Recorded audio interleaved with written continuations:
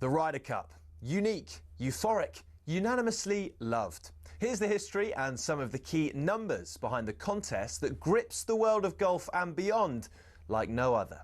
The first edition was held in 1927, where a Great Britain team arrived by boat to play in Massachusetts at the Worcester Country Club. Originally, the competition comprised of 4 foursomes and 8 singles, with 4 balls not introduced until 1963. In the first 22 editions, when it was just Brits and Irish against the US, America only lost 3. So, in 1979, in came the rest of Europe, including the future 5-time Ryder Cup winner, Seve Ballesteros. Since Team Europe was established, the head-to-head reads Europe 13, USA 9. Home advantage is a big deal. Europe's last away win was the miracle at Medina in 2012, and America hasn't won on European soil since '93 at the Belfry.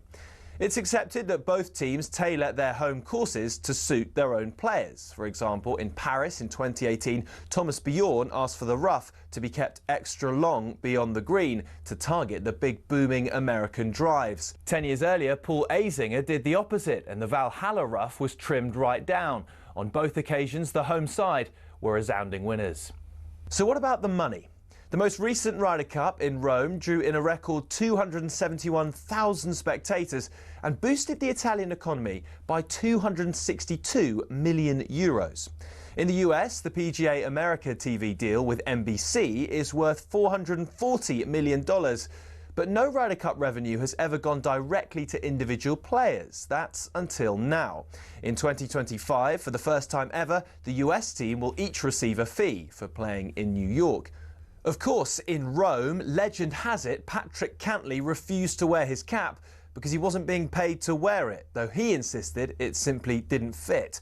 Either way, Team Europe have made it clear they're more than happy to keep playing for the sheer thrill, joy and prestige of the Ryder Cup.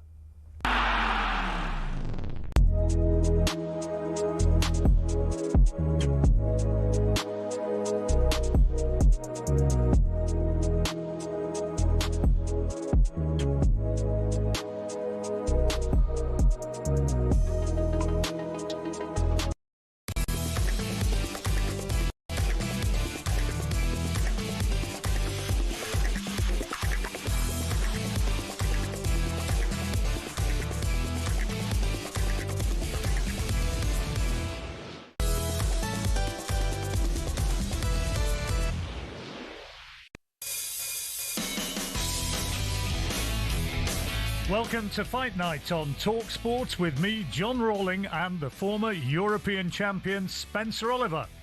We've got a huge 3 hours ahead as we build towards what many are calling the biggest fight in boxing history. That's Saul Canelo Alvarez against Terence Bud Crawford next week in Las Vegas for undisputed glory. We're also going to be hearing from Dr. Ezekiel Adamu, the founder and chief executive officer of Balmoral Group Promotions. Could we see Anthony Joshua fighting in Africa? All that on and plenty more. This is Fight Night on talkSPORT.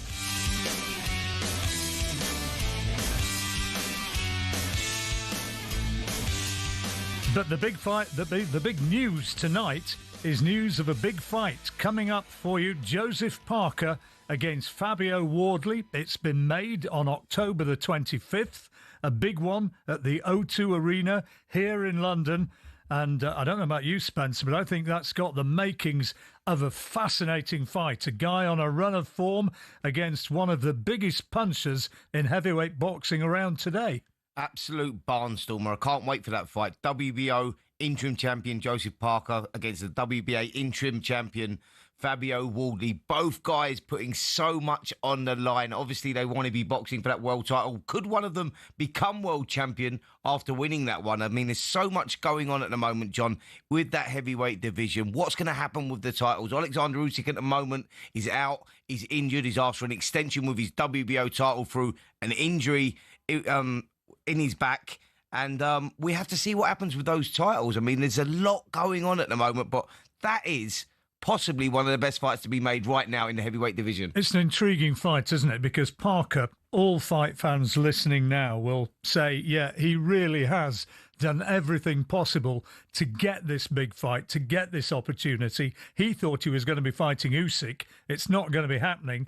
And of course, Wardley had that amazing big punch blowout at the Ipswich Stadium earlier this year when it looked as though he was being boxed to a fairly emphatic defeat by the Australian Huni. He comes back and lands one of the greatest punches of his career, and it's given him this incredible opportunity. Yeah, and he needed that punch. I mean, we was there at Portman Road, weren't we? In June, it was teeming down with rain as well. It was a real spectacle there. And just as we thought, you know what? Fabio Wardley's done here. He was falling behind round after round after round. And what he proved there, Fabio Wardley, is what character he's got, how he doesn't lose heart, the will to win, and he sticks in there. And he showed John that you got that punch, you can turn it around at any given point, and he done that there in that 11th round. What a performance. He's got the equaliser, hasn't he? And I mean, it's a talent which you can't really coach, isn't it? You know, you've either got that huge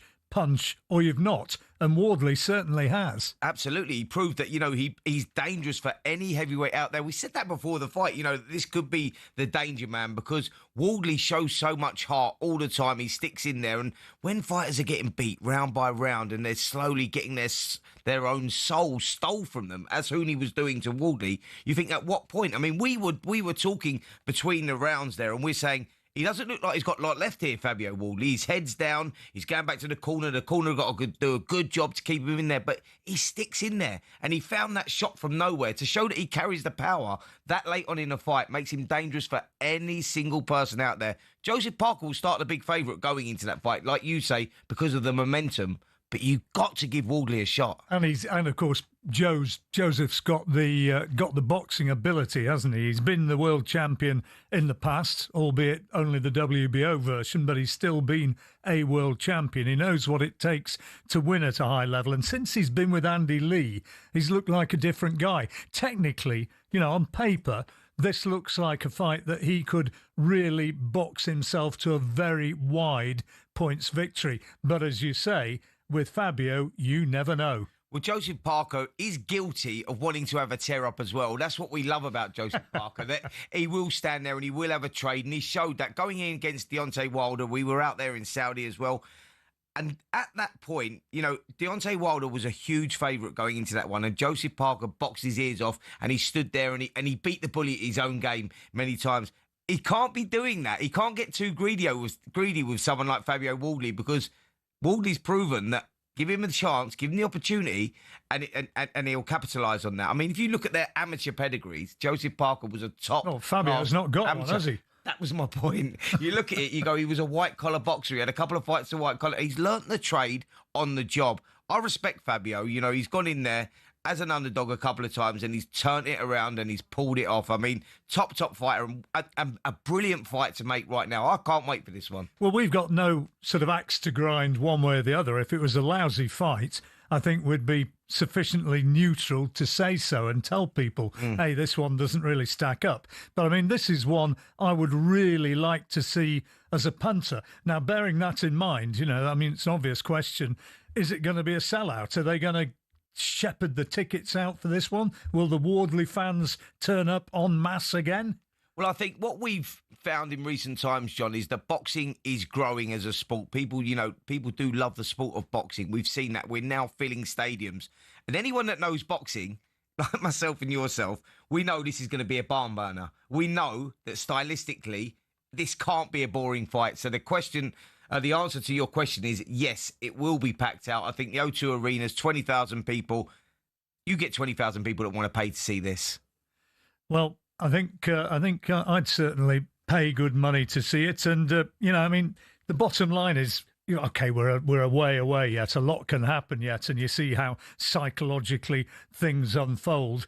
I don't doubt that Parker, with the betting market, is going to be a fairly serious favourite. Do you think he's going to win it?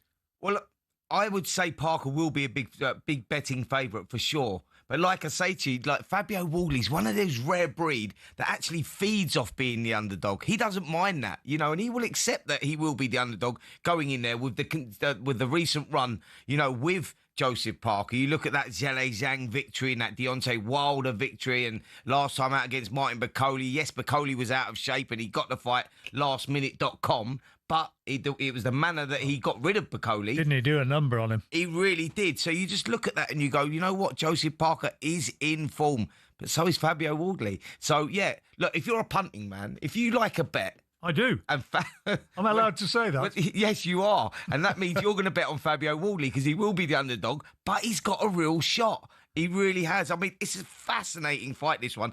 I mean, credit to not just the boxers, but the promoters as well for getting this fight on, because... that's worthy of a world title. They're both interim champions. They've worked their backsides off to get into that position. Else, then, didn't you? I forgot what time it was.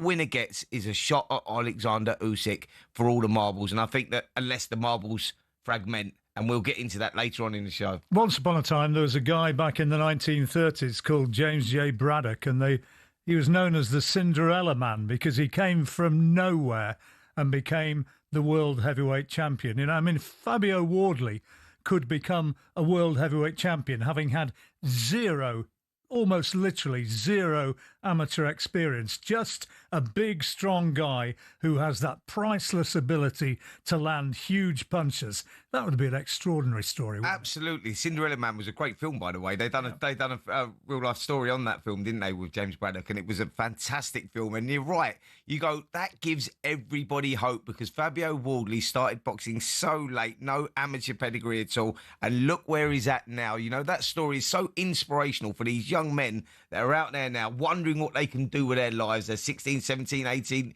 even 19 years of age. And you say, look, take a look at Anthony Joshua, where he come from, what he done. It was inspirational to achieve what he's done is incredible. He was 18 when he took up boxing. He walked into my father's gym, Finchley ABC, as an 18-year-old with no boxing experience at all. Just a lifetime of trouble behind him at that point. And he turned his life around. And Fabio Wardley's that guy as well. You got to respect these guys. And it does. It's like, for the generation that we live in today, you know, in the society that we live in, you go, you know, that is very inspirational for young kids. Well, the man who's got to sell that fight, Hall of Fame promoter Frank Warren, is going to be joining us in just a couple of minutes.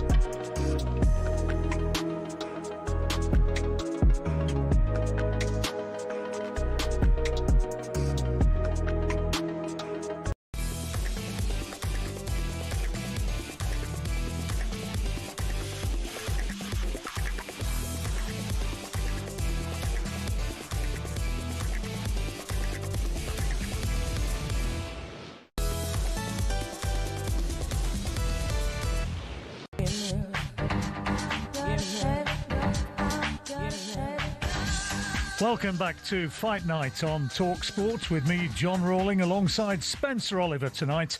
And a little bit earlier on, we managed to track down the head of Queensberry Promotions, Frank Warren, and we began with that breaking news that we've been talking about before the interval, with Joseph Parker meeting Fabio Wardley at London's O2 Arena on October the 25th. They're both fighting men, and they want big fights, and this is a big fight at the O2 on the 25th of October. I mean, it's a fabulous fight. Heavyweight division I keep banging on about is alive at the moment, and we're making real meaningful fights. And the reason the fight is happening is because Alexander Usyk is out of action. He's injured. I don't believe he's going to fight this year. And in the meantime, the two guys, they want to fight. They want to get involved in the big fight. So this is the two interim number ones in the respective governing bodies, BO and the BA, and they're fighting each other. So the winner of this will be Usyk's mandatory for both those organisations. So if he decided to vacate one belt, he may have to vacate the other if he doesn't fight one of them. In which case, this could be effectively a world title fight.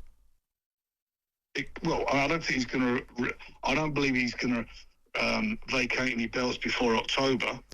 This fight's on, and that's it. But but he's going to, as champion, have to defend his belt. The next one is the WBO. They ordered him to fight Joe Parker, and he's been given time to recover from an injury. That's why this is on. But after this fight, whoever is the winner will be the WBO interim champion, and they don't believe in. They don't like having interim champions. They always want the interim to fight their champion, and that's what Usyk will have to do, or he will have to vacate. Nothing in between. Frank, I know that Alexander Usyk asked for an extension on his WBO title, and since then, videos have emerged of Alexander Usyk dancing at a festival. He said that he had an injured back, but didn't seem to be too injured when we saw him dancing there, and I now believe there's an investigation going on from the WBO. Is that correct? That I don't know. They may have asked for more information, but nothing's going to happen in between that. And to be quite honest, he was dancing to me, looked like he had a bad back. I've seen you throw similar sort of moves, Frank. It's dad dancing. Like me, mate, that's for sure. It's dad dancing. So to be correct, Frank, so the winner of this fight with Joseph Parker and Fabio Wardley, because a lot of people would say, look, they're both interim champions, WBA and WBO interim champions. So they're putting a lot on the line without a world title fight on the line, but the winner does get the shot at the Golden Goose, and that is Alexander Usyk.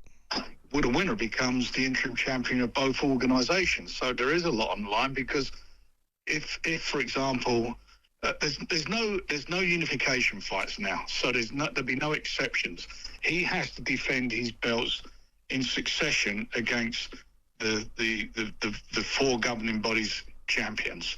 So it's now going to be, instead of being four, there will be three champions, and the next one is the WBO. So if he vacates the WBO, he will then have to fight the next available, which I believe may be the WBA. So whatever way it pans out, that's where he's at.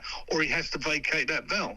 And more importantly, he has to fight. I mean, he needs a fight. And makes, for me, him and Joe Parker or Fabio Wardley is a huge fight in the UK.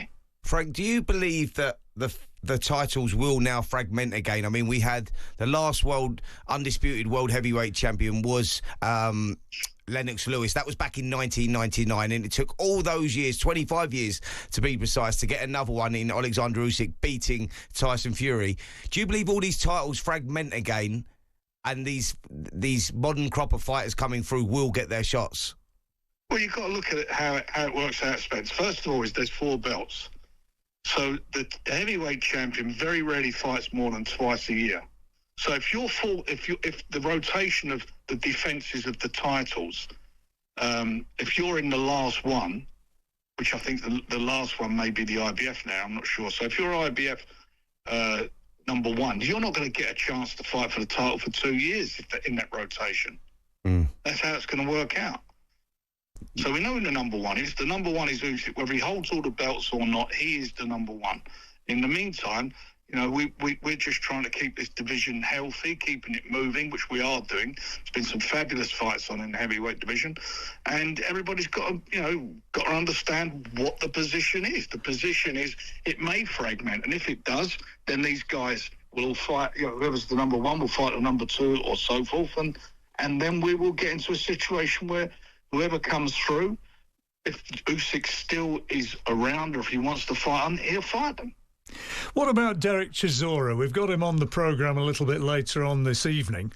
He's waiting for one big fight. Is it inconceivable? He's in line at the moment. So how close is he to getting, the dream fight that he wants, maybe against Parker? Oh, he gets that. If it's against Parker, that will be up to if Parker beats Fabio, which I don't think that's certainly not a foregone conclusion. If he were to beat him, I'm sure Joseph Parker will want to fight for the for the title or the vacant title, and will be his next fight. The WBO will order that, and if he has to fight in his next fight for the vacant title, he'll fight the number one, and the number one at the moment is Moses Tuama. Derek has to maintain his position as the BC number one, and to do that you have to be active. So that's a problem in itself as well, because he made it very clear it was 50 fights and then retirement. So Frank, we could be in a position here, right, when we look at this heavyweight landscape and the way that it's all changing, the moving parts surrounding the heavyweights, that if the IBF is the last one that is the mandated out of the undisputed titles, out of all the 4 titles, we could actually see Alexander Usyk, with Derek Chisora being the mandatory or the number one, we could see Usyk versus Derek Chisora. That's a possibility still. Well, if he gives up all the belts and hangs on to that one and it's the last one, yeah, you could do. If he decides he's going to do that. Just in the time remaining then, Frank, put your promoter's hat on and give us the sales pitch for the big fight at the O2. Parker against Wardley. Why is it one which the fans should be going to go and see? Because Parker's hit a massive run at the moment. He's on a real roll. He's beaten top 10 fighters, Zhang, Bakoli, and done it in style, in absolute style. And he's with a new trainer now in Andy Lee, who seems to be really getting the best out of him. They've really formed a good unit, a good bond between the two of them, and he's a live fighter. I think he's still 32 years of age. And then you've got Fabio, who's undefeated, no amateur experience. I think he's 20 odd fights now, undefeated. He is tough as old boots. His last fight, he was well behind in that fight, but he does what he does in fights, which he's got the equaliser. He's got a massive punch, and he beat Hooney, he knocked him out after coming from behind and done it in style. Fight before that, he absolutely destroyed Fraser Clark in one of the knockouts of the year. So it'll be exciting. The styles will blend. They're both walk-forward fights. Joe's not a Hooney type of fighter. He comes forward and he comes to fight. So we're going to get some fireworks. It'll be a cracker. Heavyweight division, as I've just said, is on fire, and there's a lot to gain for the winner. The winner becomes in gets himself into a real great position to hopefully, from their perspective, become the world champion. Well, they were the words of Frank Warren, of course, as ever looking like the master orchestrator of the heavyweight division, and also tactically he has his young protege, Moses Itauma, very much poised to make a bid for a world title. Who knows? It could be early next year. Absolutely. Moses is in a brilliant position at the moment with being WBO number one contender. You look at that with Joseph Parker being the interim champion and you go, when are they going to make the move with Moses? They've stepped him up, and every time they've stepped him up, he's obliterated his opponents. Last time out against Dillian White, he looked sensational. There's a lot of talk afterwards about Dillian White not being in the condition that he should have been in, etc., etc., etc. You got to remember that kid is 20 years of age. And you look at what he done there, the emotional pressure he had on his shoulders going into that fight and the manner that he went around winning the contest, you go, he is going to be the new heavyweight king. That is for sure. I believe that, Moses. But it's all about getting the rounds and getting that experience. And it's when Frank Warren and the team, George Warren and Queensberry Promotions decide to make that move. John, you've been around this game a long, long time, and you do recognise they're the best in the business at doing that. Timing's the thing, and it's in boxing always. And, everybody was talking after the last fight, the last big fight we watched over in Riyadh. They're talking about how Turkey maybe wants to see Usyk against Moses Itauma, and both of us were kind of thinking off-air, perhaps more than on-air, but off-air, why on earth would Frank want to put Moses anywhere near Alexander Usyk? And likewise, why would Usyk want to go near somebody like Itauma, who potentially ruins the legacy? Absolutely. Totally agree with that. Like, Moses Itauma needs to grow into, he needs to get the rounds under his belt before he takes over the heavyweight division. That is factual that he's going to take over the heavyweight division. But you're right in what you say, John. Everything's about timing. Frank Warren and the team, Queensberry Promotions, they know how to get that spot on. They certainly do. Well, up next, we're going to be continuing to discuss the wider landscape of the heavyweight division. This is Fight Night on talkSPORT.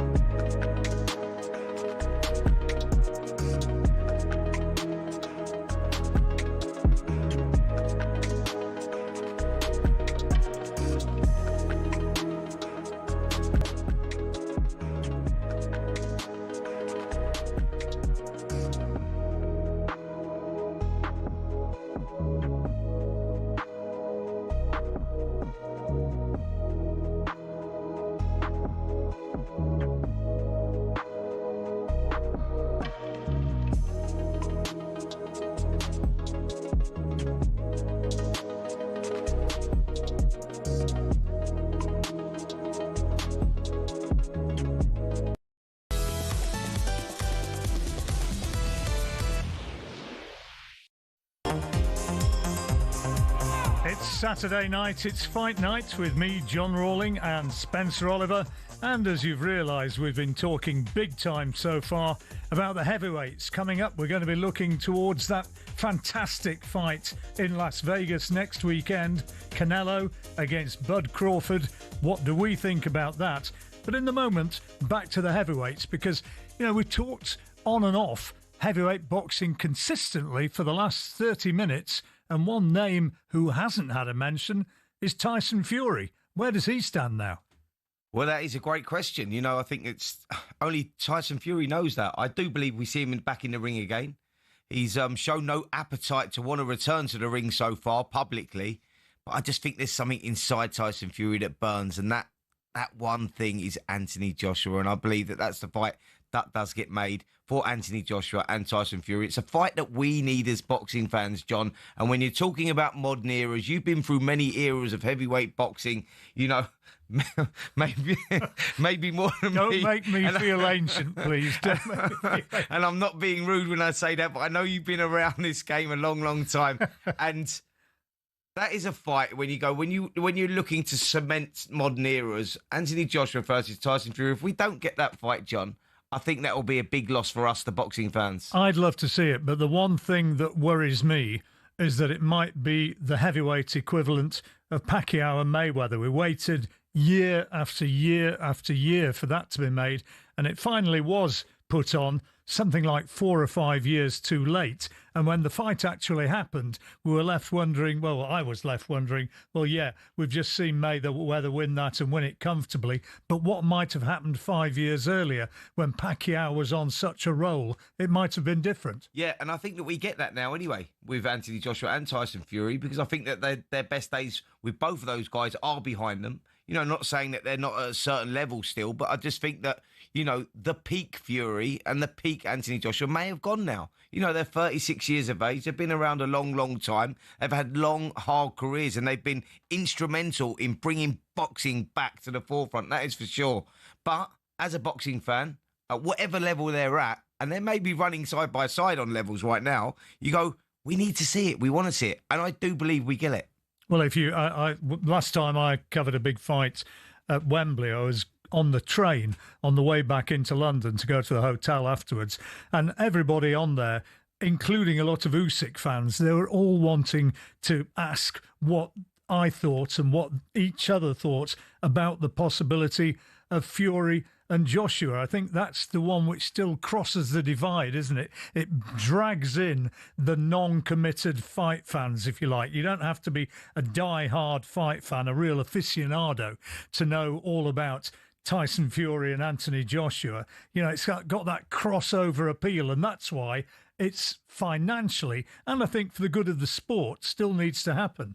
Well, you talk about who, like, you know, the big question around those two when those names are mentioned are who's got the best regime, you know, who's had the best run, etc., etc. And you go, they've both achieved so much in the ring. They've both been great fighters in the ring, but you look at what they've both done outside of the ring as well, and that's why there's that crossover appeal. That's why they reach outside of your boxing fan, because they've both been inspirational in their own paths. Anthony Joshua, where he come from and where he got to, winning that gold medal, 2-time world heavyweight champion, British Commonwealth champion, and you look at that, the kid where he come from, and Tyson Fury, you know, that rise to winning that world title, going over to Germany and beating the long-reigning Klitschko, and then derailing and going off the rails, ballooning up in weight, and yourself, we looked at him at one point and thought, there's no way this kid comes back. He's in too much of a mess. For me, that was the most extraordinary thing of all. It was a guy who went up outside the ring to something like 29 stones. He was drinking like a fish,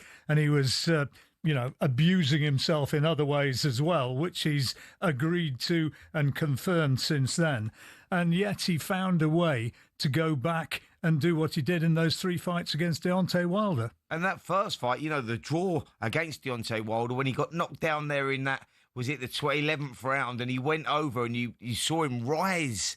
You know, you saw him just rise out of nowhere, and it was just quite extraordinary. I thought he was going to be down there for 10 minutes. Oh, absolutely. I thought there was no way he was getting up, and at the count of 8, I'm surprised the ref was even counting, because he was actually sleeping. He looked like he was in a deep sleep as well, and he come up out of nowhere, and you just go, what a man. What a turnaround. And the way that he'd done that and then beating Wilder in those 2 fights. And there's an argument there as well, John, correct me if I'm wrong here, but I think that trilogy that they both had took a lot out of both of them. Oh, definitely. And I don't think we've seen the best of both of them Well, since Wilder's then. looked like a shot fighter, hasn't he, since then? Yeah, absolutely. And Tyson Fury's not been at his game either since then. And you would understand that because that will go down in history, you know, when you're talking about like Ali versus Frazier and you know, you look at those sort of fights where you go, they're memorable trilogies and you look at those and you go, Tyson Fury, even Riddick Bowe and Evander Holyfield, you go, Tyson Fury, Deontay Wilder goes into that category. So whatever they decide to do, whatever he decides to do, then good luck to him. But I would love to see him in the ring one more time with AJ to tell us who's the best British fighter out of this modern era. And we don't need belts, do we? You know, No, we don't. They almost didn't need belts for Deontay Wilder either. You got the impression, certainly by the time it got round to the third fight, didn't matter what the belt was. They just wanted to be the champion of the other man. And I think that Fury and Joshua's like that. You know, we could call it the talkSPORT belt. We'll get behind it. We'll say, this is worthwhile. We'll put our name to it. You started something there because let's call it the talkSPORT belt because then we're guaranteed to be there. Brilliant. But that's the thing, isn't it? You know, it festers within them, even though the years have ticked by. It's still there. Who's the better man and who's going to prove it? Absolutely. Listen, John, look, they've both been world champions. They've both been world champions a couple of times over now. So their legacies are cemented in their own rights in winning world titles. It doesn't matter what's on the line now. And if you look at the new crop of fighters that are coming through and where these titles fragment and where they go once Alexander Usyk retires, you go, they probably won't win a world title again. But it's not about that. It's about the title. It's bragging rights. Yeah. Who's the best of this modern era? And we need to know, and only them two can give us the answers by getting in the ring. And I believe we get that, by the way, 2026. Yeah, a little bit later on, we're going to be talking about Joe Bugner, who sadly passed away this week at the age of 75, and look back at his career and what happened to him as he became Aussie Joe in the end, moving over to Australia and living out his days there. And, you know, I mean, that fight against Henry Cooper in, what was it, 1971? You're not old enough to remember it, I am. And it was bragging rights then, very, very much so. And the British public never really quite forgave Joe, you know, for winning that. No. I was born in 1975, so I do, obviously. Your dad will have talked to you about it. Absolutely. I'm a little bit of a historian, so I have looked back on it, and, you know, I knew that Joe Bugner, through beating Henry Cooper the way he did, and Henry Cooper being, you know, the nation's sweetheart, that Joe Bugner was never accepted because of that. I do realise that, and I do recognise that. And Joe Bugner had a fantastic career. The losses with Muhammad Ali and Joe Frazier back to back, you know, putting up a good fight in both of those. You just look at that and you look at the man and the character he was, by the way. Did you see that interview recently that emerged, that surfaced with when he was talking about boxing Muhammad Ali and what Muhammad Ali was saying to him before and everything else? And he was just a great showman. He went into acting as well, didn't he? Done a little bit of that. He done a little bit of everything. Yeah, he was a bright guy. A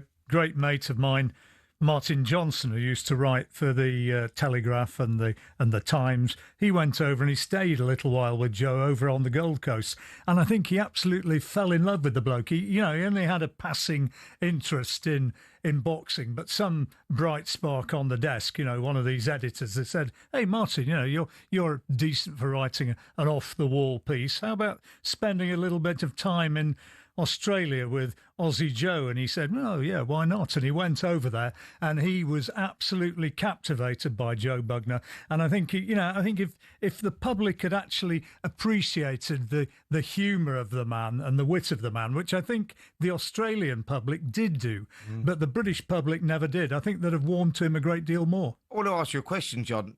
Do you think that the personality of Joe Bugner in today's world, he would be a superstar, right? Oh, I mean, he was so charismatic. Yeah, we just don't get those guys like that anymore, do we? He'd have been so big on social media, wouldn't he? Because he was funny. He could box a bit as well, you know. I mean, by the time he was fighting Frank Bruno, he was pushing 40, and then when he finally won a world title of sorts with the WBF title in 1998 against Bone Crusher, you know, he was nearly 50 then in his last fight. But had he actually had social media around at the time he was fighting Ali at the time he was fighting Frazier. You know, his personality would have made him an absolute superstar worldwide, and people would have really latched onto him. At least I believe that. A career that spanned over 32 years is quite incredible. Turning pro at 17, you know, fighting right through all those decades it doesn't happen anymore. What a man. Yep, and we'll talk a little bit more about Joe Bugner later on. I'm sure you'll bear with us on that one, because when when you're looking at our best ever heavyweights, certainly prior to the most recent crop, you'd say Lennox Lewis, yeah. Now, who's behind that? And there was a very persuasive argument up until the likes of Tyson Fury and Anthony Joshua were coming through, certainly up to the 10 years or so after the turn of the century. There was a very good argument that our second best heavyweight of all time may very well have been Joe Bugner. Anyway, we'll talk more about that in a little while next. And of course, we're going to be discussing the big one after this break, the one I've already alluded to, Canelo against Bud Crawford. This is Fight Night on talkSPORT.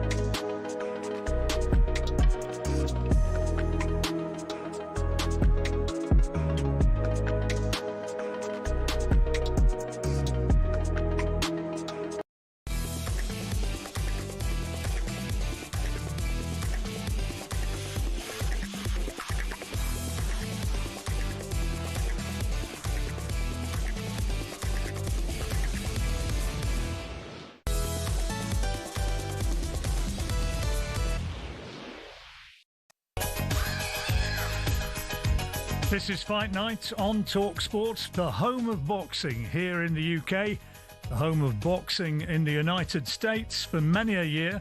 was Las Vegas, and that's the scene of what many would say is the biggest fight of the year, maybe the biggest fight of the century so far, which is Canelo against Terence "Bud" Crawford at the Allegiant Stadium in Las Vegas. And it's, before we talk about the fight itself, Spenny, for boxing in America, this is massive, and it has to be a commercial success, or I think Las Vegas begins to be really sidelined as a major venue. Absolutely, John. I think that for so many years now, Las Vegas, America, has been the mecca of boxing.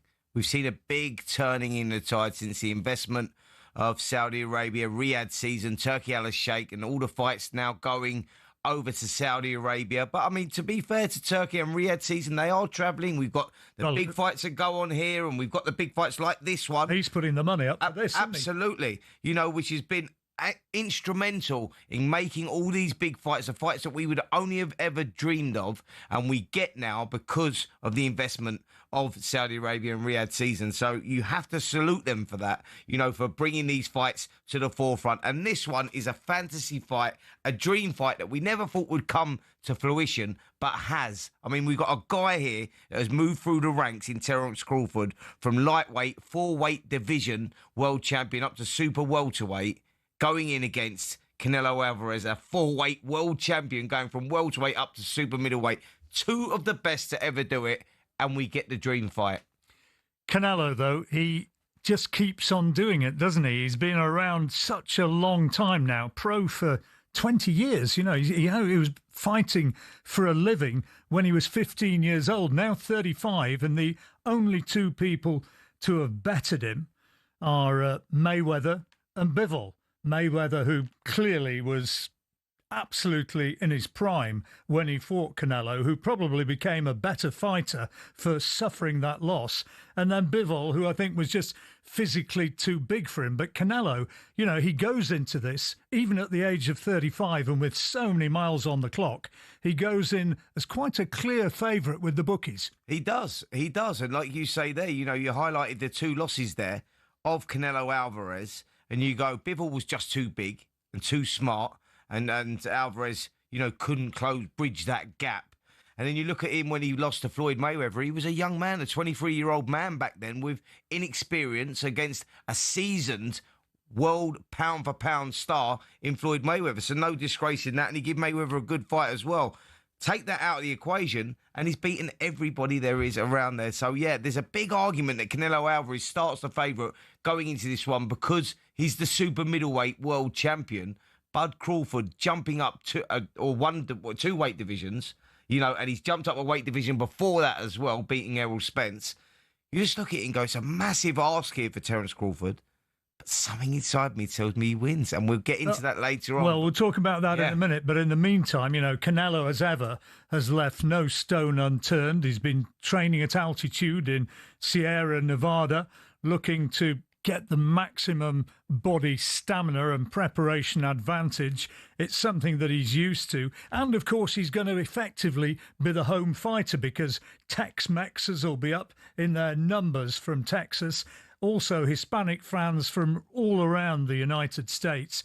The fight is being made on Mexican Independence Day. I don't think you have to be a great crystal ball gazer to know where the bulk of the crowd is going to be rooting when they step out inside those ropes and their names are bellowed out by the ringside announcer afterwards. Listen, even though the fight happens in America and Terence Crawford is American, it is going to be so pro-Mexican there, you know, because Canelo is accepted. He's like an adopted son there, and Mexican Independence Day, all of that goes so much in favour of Canelo Alvarez. You go, actually, the guy that's a four-division world champion and a superstar of the sport and American will start probably the fan favourite will definitely be Canelo Alvarez. Yeah, definitely. And he's been training with somebody, sparring with a man who he thinks replicates Crawford's style in sparring many rounds against Yaron Ennis.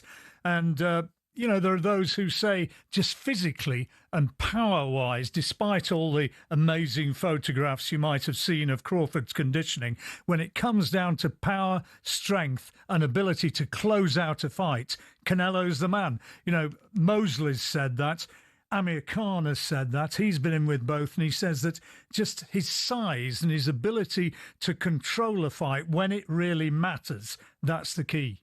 Absolutely. Listen, I think Canelo is great at closing the space, you know, shutting down that space and letting those shots go. But as you said, John, he's been a pro 20 years now, and he's had to adjust and adapt his style in recent years, where he was a big combination puncher, a big body puncher, and puts his punches together in bunches. He doesn't do that anymore. He closes the gap and he throws those single hard blows and he looks for that shot. Terence Crawford isn't that guy to sit in the pocket. He's a smart operator, a smooth operator with a better boxing IQ than Canelo Alvarez. He switches effortlessly between orthodox and southpaw, boxes as well either way. He's a spiteful puncher with 31 of his 40 victories coming inside the distance.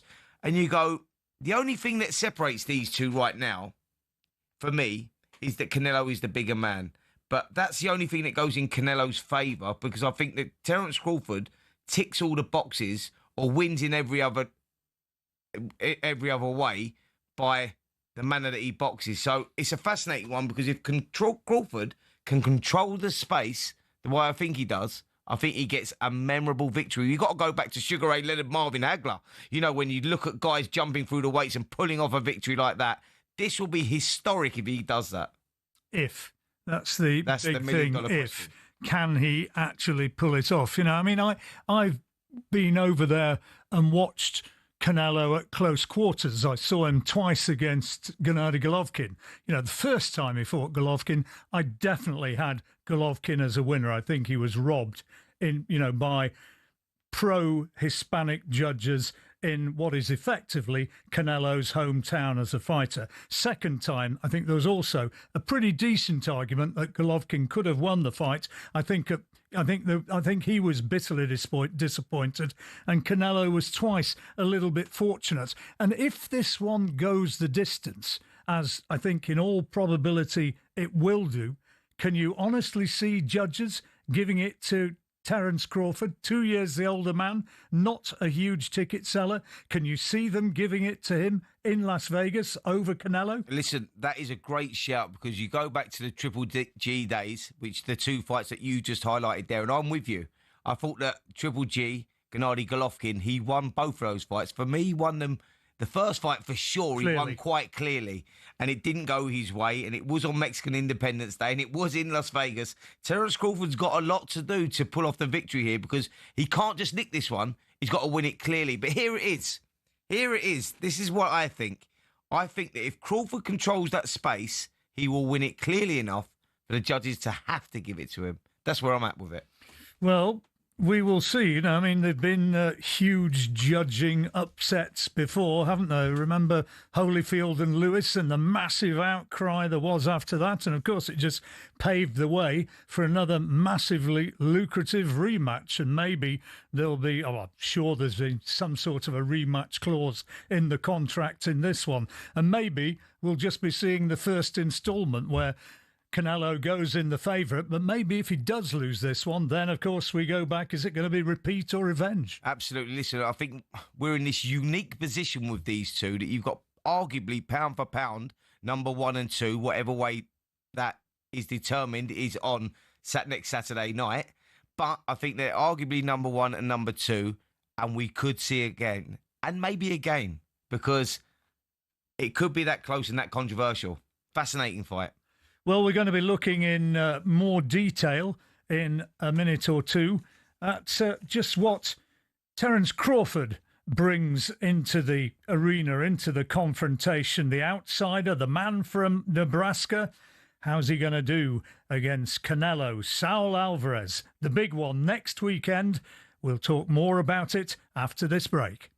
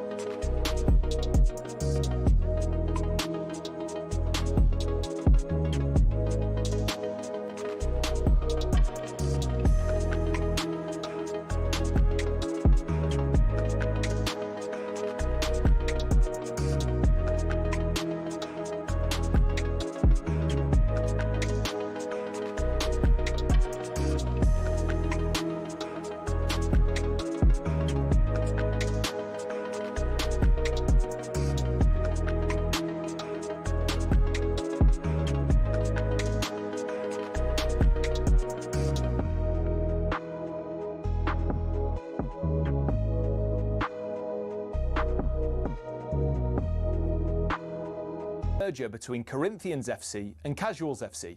Now, Corinthians FC were founded in the late 1800s when the FA's top brass were sick of getting pumped by Scotland every time they played them. As a result, a man called Nicholas Lane Jackson set up an amateur side which would bring in the best players who could all play for the national side. And it worked. It wasn't long before England were dominating the international fixtures they played, and it was largely down to Corinthians. In fact, in 1894 and 1895, they played consecutive games where Corinthians provided the entire England 11. But the thing is, the players refused to play professional football. They didn't believe in it. They wanted to spread the values of sportsmanship, competition, and played for the love of the game. It also helped that most of the players were Oxbridge graduates who didn't need the money. But instead of entering the league and cup competitions, they played exhibition football and toured the world, bringing the beautiful game with them. And it was this which spread the game throughout the world and made it so popular. Most famously, in 1910, they travelled to Brazil. And the locals in Sao Paulo were so impressed, they started their own team under the same name. Yes, the same Corinthians who won the FIFA Club World Cup in 2021, one of the biggest football teams in Brazil. Now, they were global superstars, and despite not being professional, Corinthians drew in the crowds. Everybody wanted to play them, everybody wanted to watch them. So much so, they regularly played the winners of the FA Cup in what eventually became the Community Shield, winning most of the time. They actually inflicted Manchester United's worst defeat, 11-3, a record which still stands to this day. Now, fast forward to today, Corinthian Casuals still don't pay their staff or players. The ethos of sportsmanship is still at the heart of everything that they do. And even though they're a side in the lower leagues, if you make the trip to King George's Field in Tolworth just off the A3, you'll most likely bump into Brazilian Corinthians fans who often make the pilgrimage across the globe just to watch their founding team play.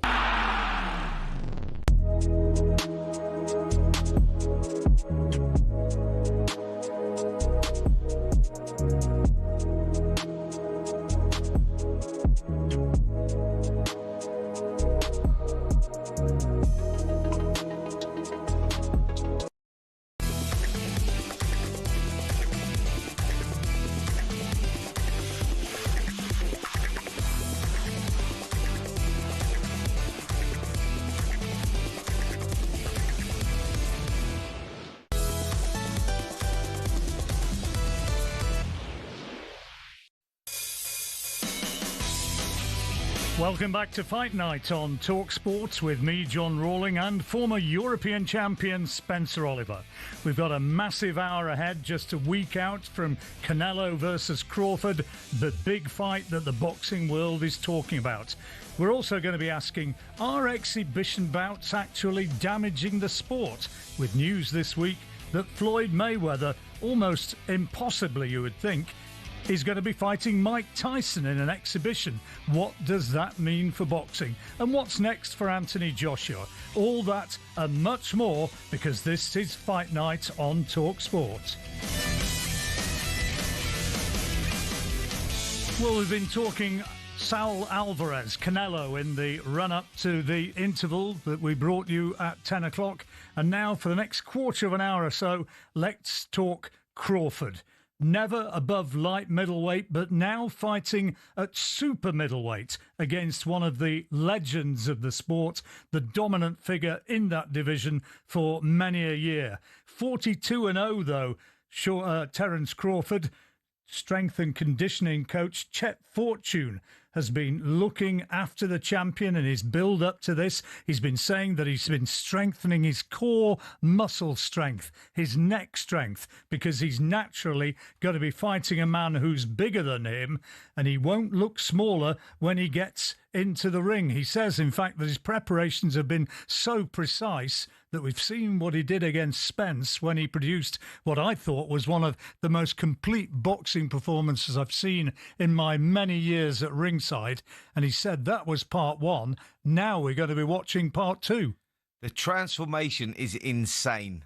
I looked on Terence Crawford's Instagram earlier on, and he posted a picture of his transformation, and you see the muscle mass that he's put on. You just look at it and go, wow. Like, absolutely insane. He's actually bigger than Canelo Alvarez. He'll look bigger when they get into the ring because he has a slight height advantage over Alvarez. But the way that he is filled out, the way he's transformed his body is quite remarkable. It's insane.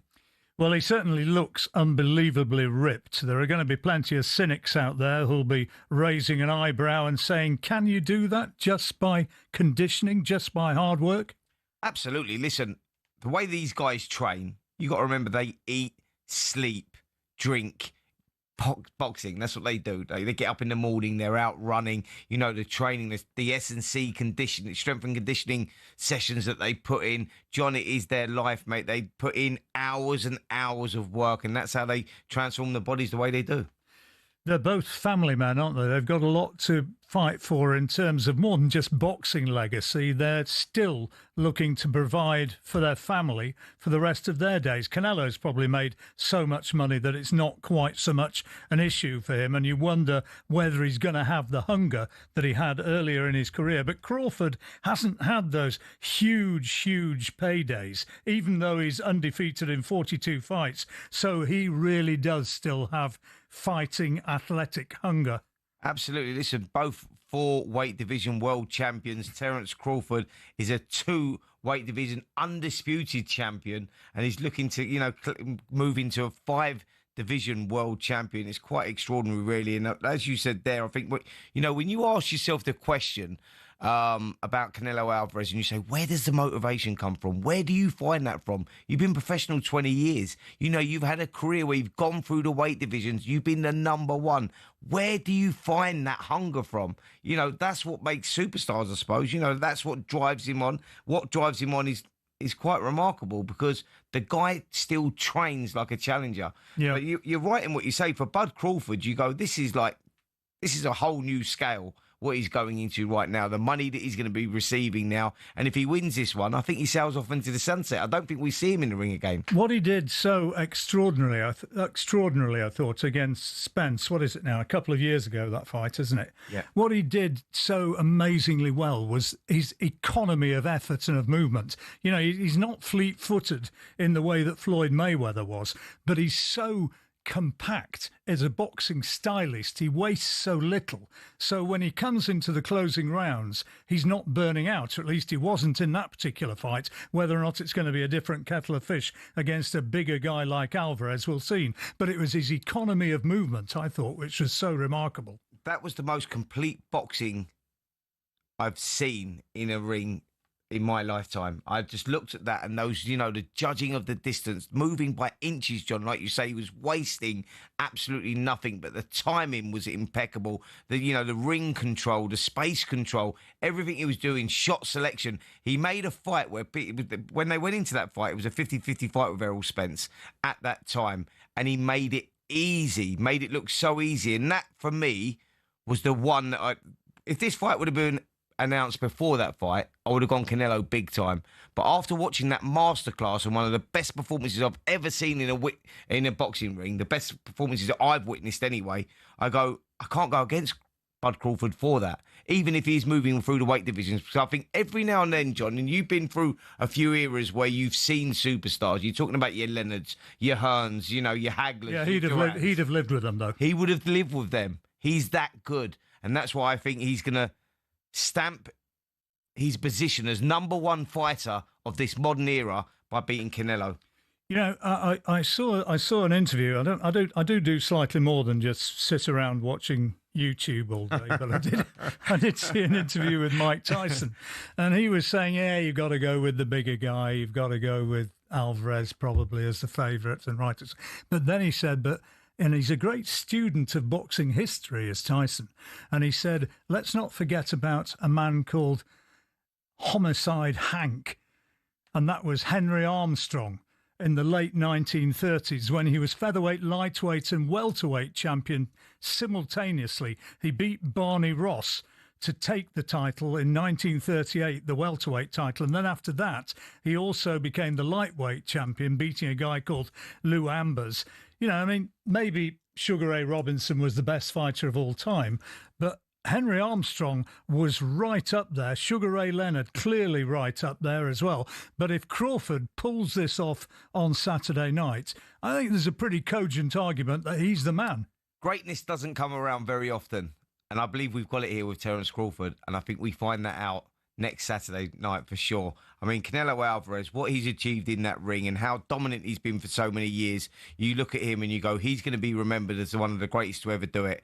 And I think if Crawford pulls off the unthinkable and moves up weight divisions, 2 weight divisions, to beat a man that's been dominant for so long, he will take that reign as one of the greatest to ever lace them up. Well, he's slightly the outsider, well, significantly the outsider in the British odds is Terence Crawford.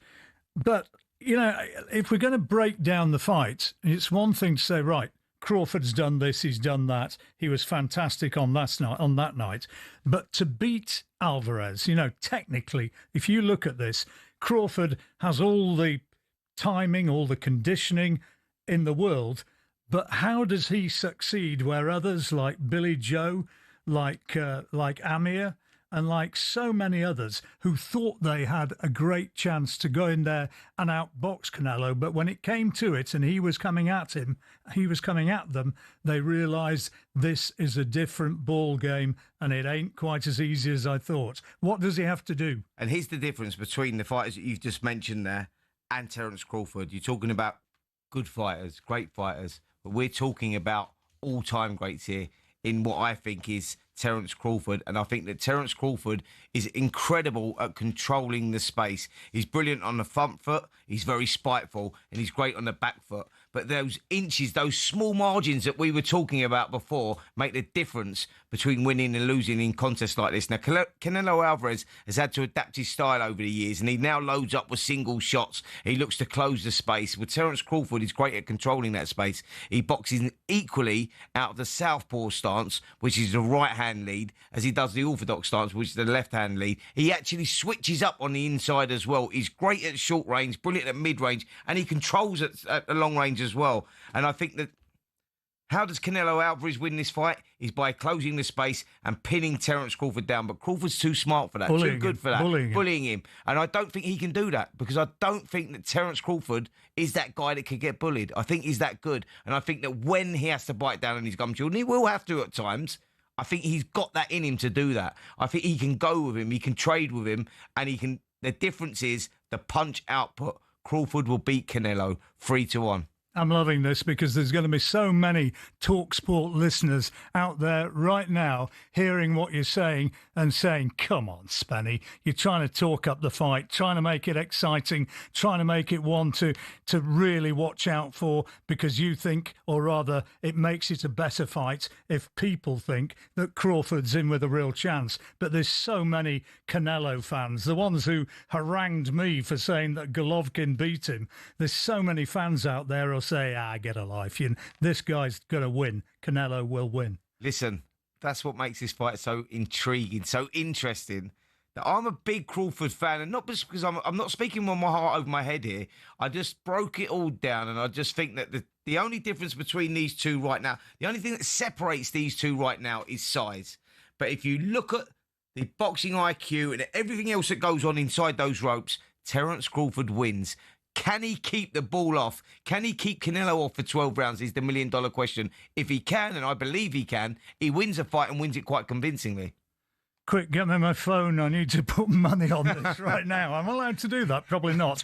Other ways of spending your money are realistic alternatives, of course. Now, up next, we're going to be discussing exhibition nights, exhibition bouts, Mike Tyson and all that. Are those nights killing boxing? We'll talk more.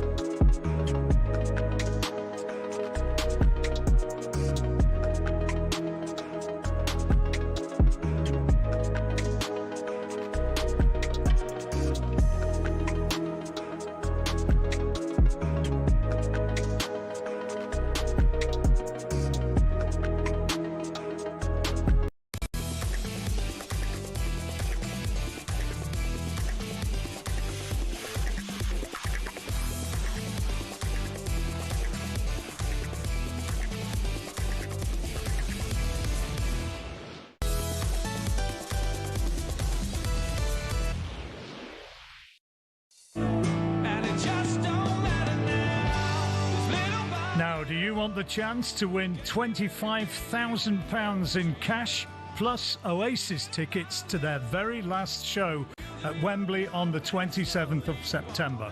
Well, listen up, because we're giving you that chance with our biggest competition yet. 2 lucky winners, yes, 2, will win a pair of tickets to see Oasis live at Wembley for the last time. But that's not all.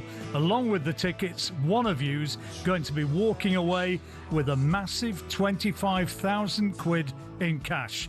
For all the details and how to enter, listen up right now, because you could be one of those lucky winners. 18 plus, UK excluding Northern Ireland. For a chance to win, text the word Oasis to 83338 and you're in the draw. Text costs £2 plus 1 standard network rate message. You must have the bill payer's permission. Or you can enter for free by calling 0330 880 338. All entries must be received by the 19th of September at 9 a.m. This is a TalkSPORT limited promotion run on TalkSPORT, Talk and Virgin Radio UK stations. Full terms and conditions at talksport.com.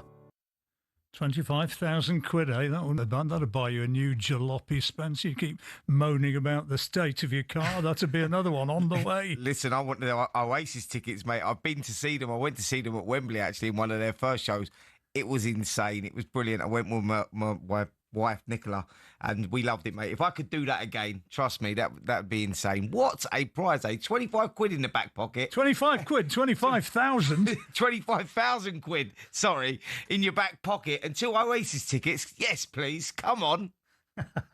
Well, 25,000 quid is small beer to the likes of Jake Paul, Mike Tyson, Floyd Mayweather, people who are involved in these huge exhibition fights, which seemingly command almost as much attention in television terms and in money-making terms as the genuine sporting contests like Canelo against Crawford.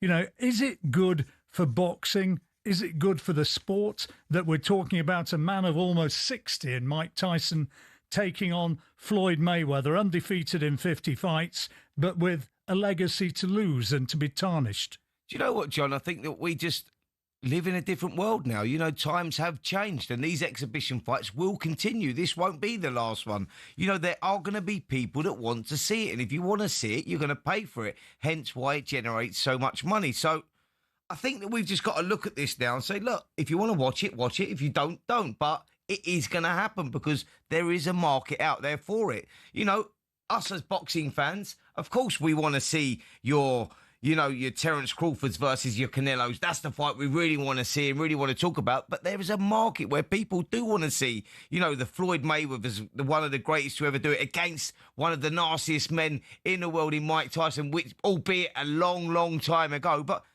people will want to see it, you know. So I think you've just got to accept it. Yeah, well, I suppose the purist in me doesn't like it, but you know, I'm with you. It's what's gonna put bums on seats.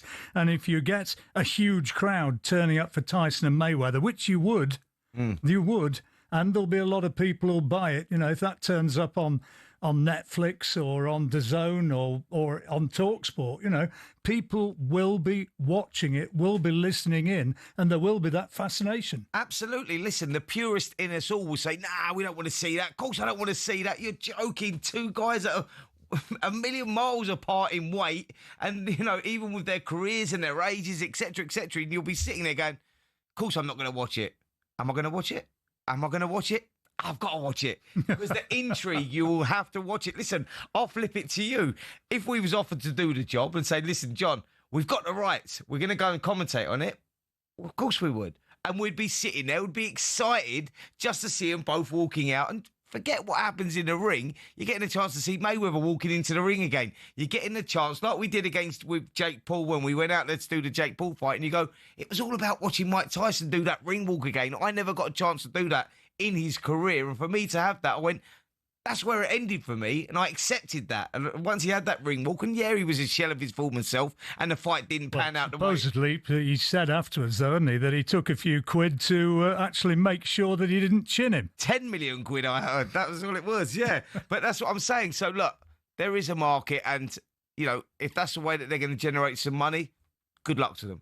And yeah, as you say, it's not really. They're not really talking about the same market.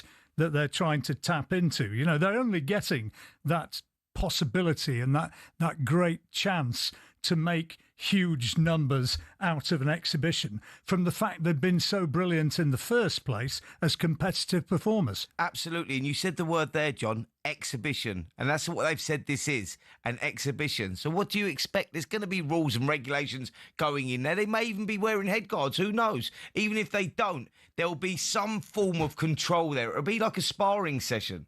I know it's Mike Tyson, and, you know, if he gets the wrong shot, if he gets a little jab on the nose, he might that might change the direction of where he was going. But what I'm saying is it is an exhibition, and I think it's just a chance to see two greats back in the ring again. And, you know, wherever they put that on, it's going to sell, isn't it? You know, if they decided to bring it to the UK here, there'd be massive crowds at Wembley or the O2 Arena or Manchester, wherever they chose to put it on. You know, remember Tyson sold out the Manchester Arena to fight Julius Francis. Absolutely. Look, that fight still sells globally, doesn't it? Because, like I say, like for your hardcore boxing fan who never got a chance to see Mayweather in the ring or never got a chance to see Mike Tyson in the ring, they're going to want to go there just for that experience. You know, as long as you accept it as an exhibition and enjoy that moment and look at it as entertainment, with boxing being the umbrella of that entertainment, then it's a win-win. The build-up and the ring walks, that's the biggest thing, isn't it? Absolutely. I don't think what's going to be actually going on in the 2 minutes of exchanging leather, or 3 minutes, or however long the rounds mandated to last. I don't think that's what it's all about. It's just sort of being able to say, yeah, I was there. It's showbiz, and that's what it's all about. And you're right, it's about being able to say, I was there, and I enjoyed that moment, that week, or whatever it is, the trash talk that they will both do. It is just entertainment, and I think you've just got to accept that and say, is it tarnishing boxing? No, it's got its own home. It's got its own space. You know, you've got your real fights, like the one we've got coming up next Saturday night. That is real boxing. That's what it's all about. If you look at Misfits and Misfits boxing and what's going on there, and we just had Joey Essex boxing the other night as well, you look at the quality of that, and people, you know, sort of slagging it off for being, you know, what is this and all that. It's his own home. It's entertainment. You know, it is what it says on the tin. Misfits boxing. It's like it's got its own home. That's the world that we live in today. And as long as you accept it for that, you're going to enjoy it. There's probably a lot of people who go for a jar or two down the local on a Friday or a Saturday night, and if you don't live in one of the poshest areas of the country, you may very well have seen little disputes actually developing to the point where punches are exchanged. Now, these guys who are doing that, they might not be great boxers, but if they're well matched and they put together a bit of a fight, then it's worth watching. John, and that's what Misfits is like for me. Absolutely, and you've just nailed it there, mate. It's a perfect analogy. You go like, we all love to see a good old scrap on the cobbles, don't we? And you look at it and you go, I do. Absolutely. You've probably been involved in a few. But we actually look at that and you go, you know what, that's entertainment. I'm loving that. And at whatever point, it gets broken up. And Misfits boxing is a little bit like that, where you go, look, they're not trying to be world champions, not saying they're going to be world champions, but when you get two guys that are at a certain level, and sometimes when the quality's not there, it's more entertaining because they don't know how to move out the way of punches, but they're showing a lot of heart and an incredible amount of courage, and they stick in there, and because of their wherever they come from, whether they're influencers or whatever they are, they've got a lot of pride, and they stick in there, and when they haven't got that technical ability, that makes for a great fight to watch. Now, as far as these big exhibitions are concerned, you know, the big stars of years gone by have the opportunity to walk out there again and make some money. Not everybody, you know, is like yourself and able to reinvent yourself as a boxing pundit and earn godzillions from talkSPORT. And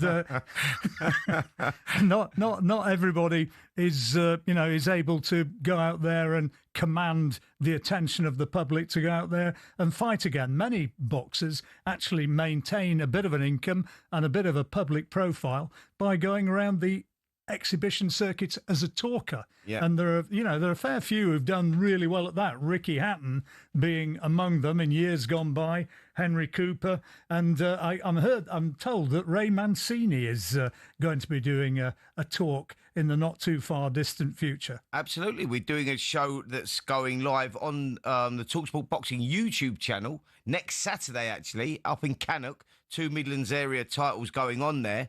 And Ray Mancini's commentating with me on that one, along with Richie Woodall as well. He's coming over on Wednesday, so we'll be chatting to him here on talkSPORT as well. He's a great guy with an unbelievable amount of knowledge, Ray Mancini. But funny, I was talking to Roy Jones about this exhibition stuff as well. And you know how great Roy Jones was, the only guy ever to move up from middleweight up to heavyweight and back down again and win world titles in all of them. And Roy said all the time he was boxing, going up and winning that world heavyweight title, the money wasn't around then. He'd done an exhibition with Mike Tyson, and earned more money in that fight than he ever earned for his career. And he's saying he's a big fan of this now because he says it gives these former superstars, iconic figures of the sport, a chance now to cash in and earn some money. Don't deny them of that. They've given you years and years of entertainment. And we saw that with Mike Tyson and Floyd Mayweather, who've earned colossal amounts of money. But if they want to earn a little bit more by getting in the ring together and people want to pay for it, don't deny them of that. You know, they've put their life on the line numerous times for our entertainment, our fun. So, look, good luck to them if that's what they want to do. Indeed. Well, up next, we are indeed going to be speaking to Ray Boom Boom Mancini. That's coming up after the break.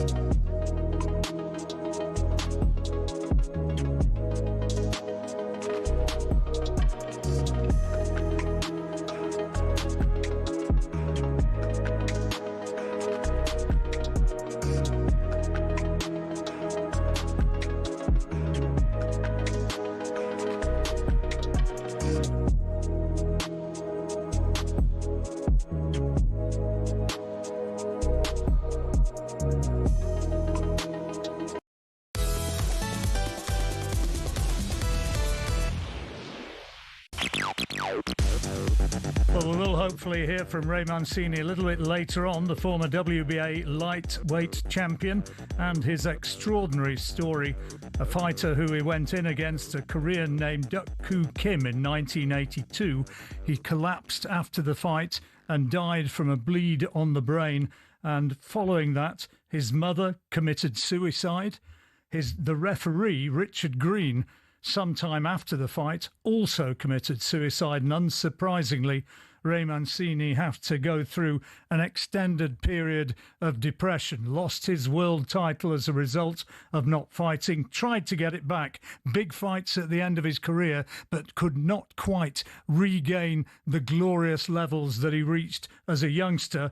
Now working in TV as a commentator, he's been a bit part actor as well, so it's a remarkable story to be told, and I'm looking forward to hearing from him. I hope he is able to join us, but in the meantime, we've heard that Anthony Joshua has received an offer to fight in Ghana. The source of this has been Eddie Hearn, so I think we can certainly believe that this is on the level. And he says that at the moment, Africa is the only offer on the table for AJ to fight. Yeah, well, we just recently done a show out in Ghana. Anthony Joshua was out at that show. He loved it. He loved, that boxing was going back to Africa. It was a big dream of his to box out there. And that offer has been put on the table now. Ghana have shown a huge interest. We're out doing a show in Nigeria as well. They want to put Africa on the map out there. They want to bring the big fights back. You're going back to the Ali Foreman days, way back in 1974, 1975. Yeah. Yep. And it's about bringing Africa back into those, and Anthony Joshua is the guy to do that. I mean, there's some huge fights out there for Joshua. Will it be Martin Bakole? Will it be Francis Ngannou? Deontay Wilder? Tony Yoka's been mentioned as well. There's a number of opportunities, and I know that Anthony Joshua has a huge appetite to box out in Africa, and they're real. They want to do it. The Ghanaians have a huge backing, John, from the Ghanaian president to bring big-time boxing back there. This could be something that's real. Have they got a stadium, or are they going to have to sort of build it for it? No, they've got a stadium. They've got a stadium out there, the National Stadium out in Accra in Ghana. I saw Frank Smith, the CEO of Matchroom Boxing. He was out there, and 258 Management, Anthony Joshua's team. They've all been out there. They've all done, they've had the talks. They've seen the sites. They've done the site visits, etc., etc. And this is now coming to fruition. I think that this is now becoming very, very real. We don't see Anthony Joshua back in the ring now, Eddie Hearn said, until late January, early February. And that's where the next fight could be. Would this need Saudi backing, or could Ghana and or Nigeria put these fights on on their own with sufficient financial clout to make it happen? Well, I think that you would have a combination of the two. I think the Ghanaian government are heavily behind this, and they want this fight to happen. They want it to happen out there. And obviously, Riyadh season, Turkey Al Sheikh, the Saudi Arabians, they are a big part of this, and they will be a part of it as well, I'm sure. And I think that with the government backing and Riyadh season, and Turkey Al Sheikh has also shown an appetite, hasn't he? He wanted to bring boxing back globally, and it was a big, big thing of his to take boxing back to Africa, because the last time there was a big fight there was the Rumble in the Jungle, going back all those years, and they've had nothing since then. And I think Turkey's all about, reinventing certain things, and making things bigger and better than the last time that it was there. And you could get that with AJ, with the right dance partner, Isn't that depth of interest, though, when you go over to Africa? I mean, I know everybody's always said, oh, yeah, Accra, it's where Azuma Nelson came from, it's where the gyms are, it's every fighter who comes out of Ghana seems to have come out of Accra. Nigeria doesn't have a big background in boxing, despite Martin Bakoli and one or two others, Herbie Hyde, I suppose, going back from a British perspective. But is there a depth in interest among the fans to make this commercially viable? I think there is, John, because I just think that, I think that if they get the right backing, whether it's Nigeria, whether it's Ghana, or whether it's any African nation, if they get the right backing, I think there's an appetite there, because the boxing fans, they will travel no matter where it is. I went to Ghana, and it was an unbelievable experience for me. I absolutely, there's a place in my heart for Ghana. I think it's a fantastic place. I went there to meet Azuma Nelson many, many years ago when my career started, and I went full circle 30 years later, and I ended up back there. I was sparring at the time with a guy called Alfred Cote, who unfortunately is no longer with us anymore. He was good fighter. Great fighter, and that's where my boxing career started. And I met Alfred Cote's son back out there, in the book and boxing arena where it all begun. And it was just a fantastic experience with beautiful people. And I think for the Ghanaians, for the Nigerians, it's all about tourism, all about acceptance, seeing that, open it up to the rest of the world, because people think that they're dangerous places to go to. They feel threatened to go there. Well, I think boxing is that outlet to show people, no, it's not. We're catching up with the rest of the world. We want to be a part of the rest of the world. We don't want to be known as that third world countries that's dangerous. And I think that's what it's all about. And with government backing, Saudi Arabia backing, Turkey Al Sheikh and Riyadh season, it can become possible, and it will be fantastic. And those possible fights you talked about, AJ against a charged and motivated Bakoli, not the man who just went through the motions against Joseph Parker to get a big last-minute pot of gold. To actually have a motivated Martin Bakoli against AJ, that could very well be worth seeing. I'm sure if you heard Billy Nelson on, if he was talking right now, Bakoli's trainer, he'd say, you bet, give him the chance, he'll be there, and you'll see a different man. Absolutely. Listen, AJ's got, he's got Nigerian blood in him. He wants to go back to Africa. He wants to give something back to Africa, whether that happens in Ghana, whether it happens in Nigeria. As long as it happens in Africa, he's shown a huge appetite. You go, African Americans like Deontay Wilder, you can imagine it. All right, you might say they're both past their best. You go, but it's not about that. It's about putting a fight on of that magnitude in that part of the world. And so I do believe that we see Anthony Joshua, and whether that's even with Tony Yoka or something like that, they've all got African roots in them, African blood, and it's all about that, taking big-time boxing back there again. And I think that, for the people that dip their toe in and out of boxing, and maybe not the hardcore boxing fan, the more the casual fan, you go, if Anthony Joshua's boxing and it's in Africa, your nan next door goes, oh, I wouldn't mind seeing that. Anthony Joshua, a great story. It's not really about the opponent, but if the opponent is someone like Deontay Wilder, who's got a history in boxing as well, and was known as the baddest man on the planet at some time in his career, you would watch it, and it's an entertainment, and it's where it's at and where it's happening. And I just think it's brilliant that Africa is now coming back on the map for boxing. I think it's fantastic. I wouldn't mind hearing Bomb Squad bellowed into my ear at very close quarters once again. Absolutely. Whilst we were sitting at, to tell you a quick story. Nearly did my eardrums for good, that, I've got to tell you a quick story. We was out in Ghana when they put their first show on there for a number of years, and we was out there, and they done it in the book and boxing arena, and we went back, and it was fantastic. There was there must have been 8,000 people in a 2,000-seater as an outdoor arena. And as you can imagine, we were in Africa, so it's very, very hot.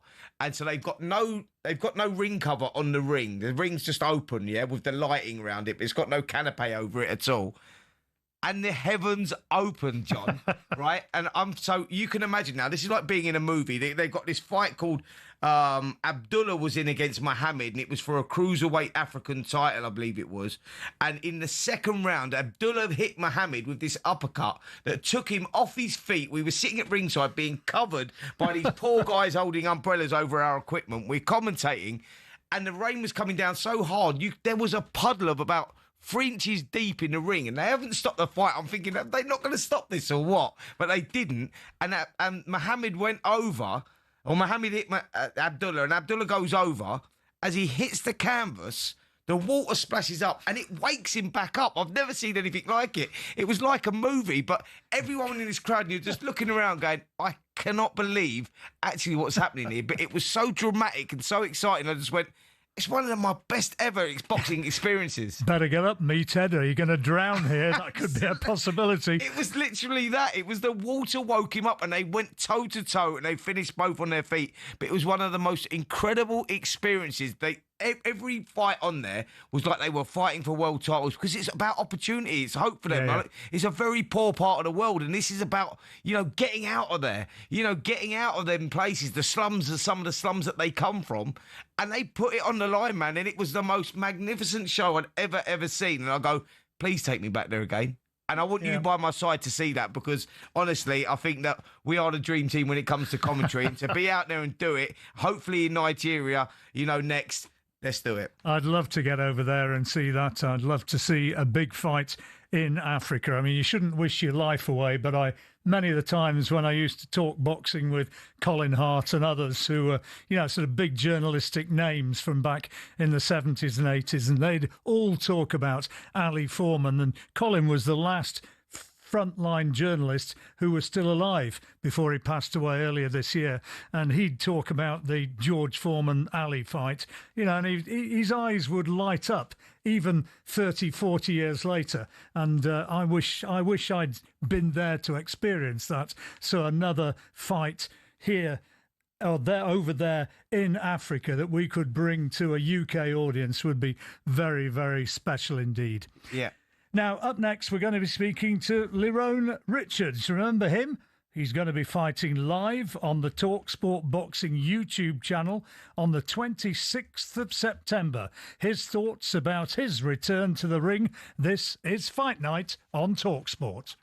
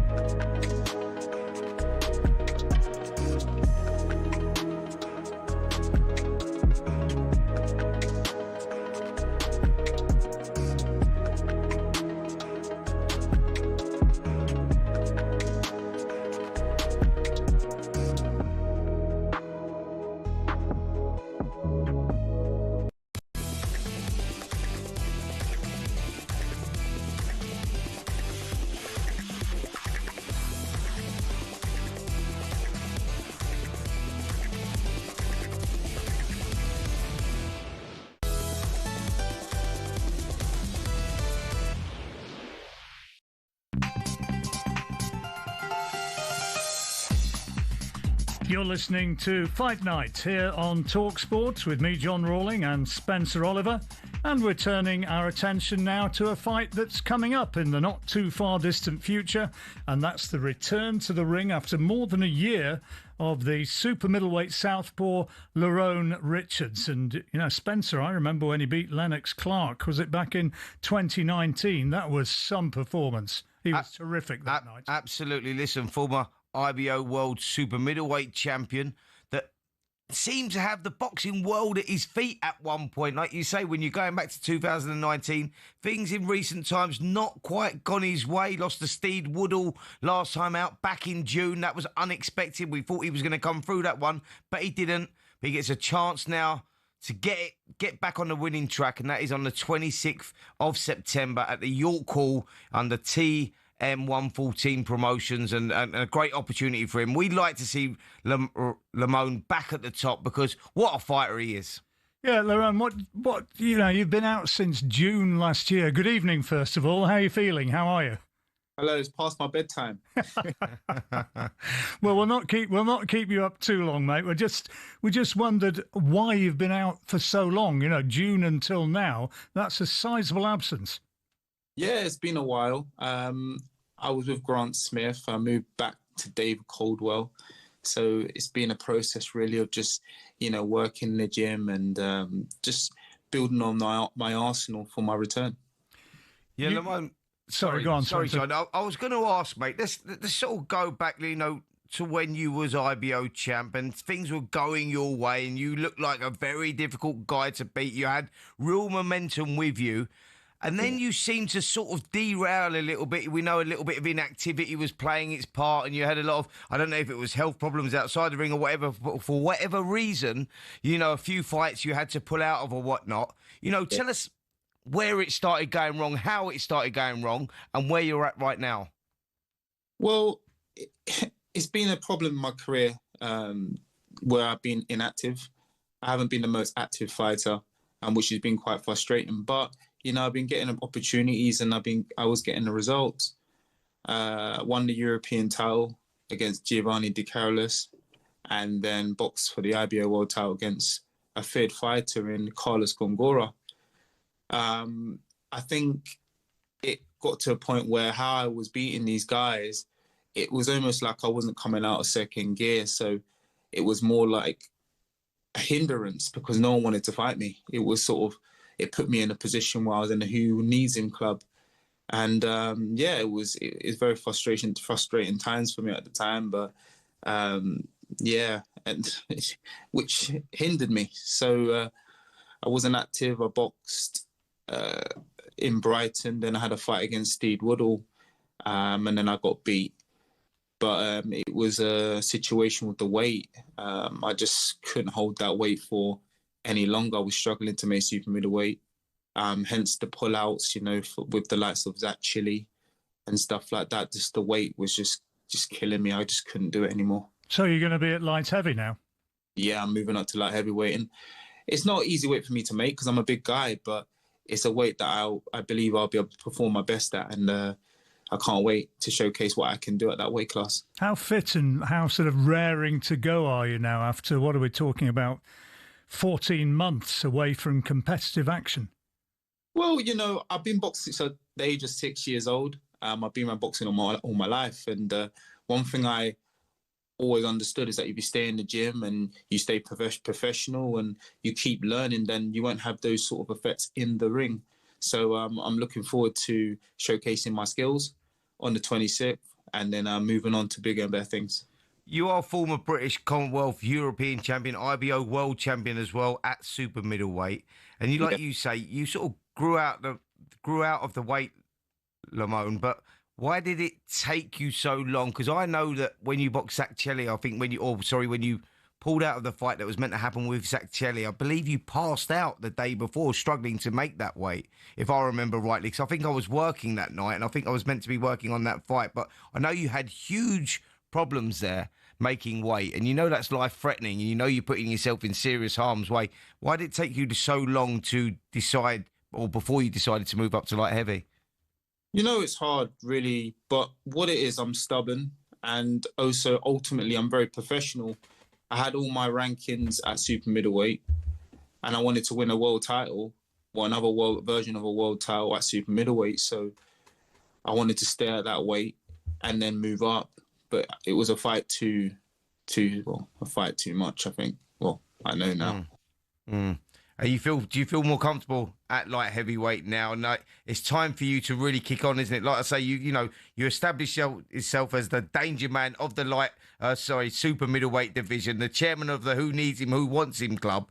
Can you get back there now at light heavyweight? Because it's a huge opportunity for you to showcase your skills on the 26th. But then after that one, it's a 6-rounder you're going into there. You're going to want him to be kicking on, aren't you? There's a big opportunity for big fights out there right now. Absolutely. Spencer, the thing about me is that no one wants to mention my name, and it's been like that super middleweight. People are going to do the same at light heavyweight. They know I'm at light heavyweight, and yet they don't mention my name. But once I win on the 26th, we'll be looking for bigger fights, and then all the light heavyweights on notice. It's just one of these things. I always say skills pay the bills. It's all about the skills, and I've got that in abundance, and you'll see that in the future. Well, we see you on the 26th of September. Like I say, TM14's promotion. It's going to be on the talkSPORT Boxing YouTube channel, and we're looking forward to seeing you deliver. You're a great guy, mate, and we know that you've had your problems, outside of the ring with the weight making and fights falling through, etc., etc., etc. But Lerone Richards, at his A game, is good enough to beat anyone out there, mate. And I want to see you back at the top. I appreciate that. I've got a lot of respect for both of you. I've been watching you both for years, and I don't know if that's a good thing, mate. We feel like dinosaurs sitting in this studio. But I can't wait to get back out there. I love boxing, and that's why I do it. I love the sweet science, and you'll see plenty of that in the future. Lerone, we want to see you back there, and we want to see you comfortable and fighting as well as you know you can and as we know you can. So good luck, and I hope it brings you happiness when you get back through those ropes. Oh, thank you. I appreciate it. I appreciate your time. Now it's time for bed. Go on then, go and get some shut-eye, because up next we're going to be joined by Ray Boom Boom Mancini. This is Fight Night on talkSPORT.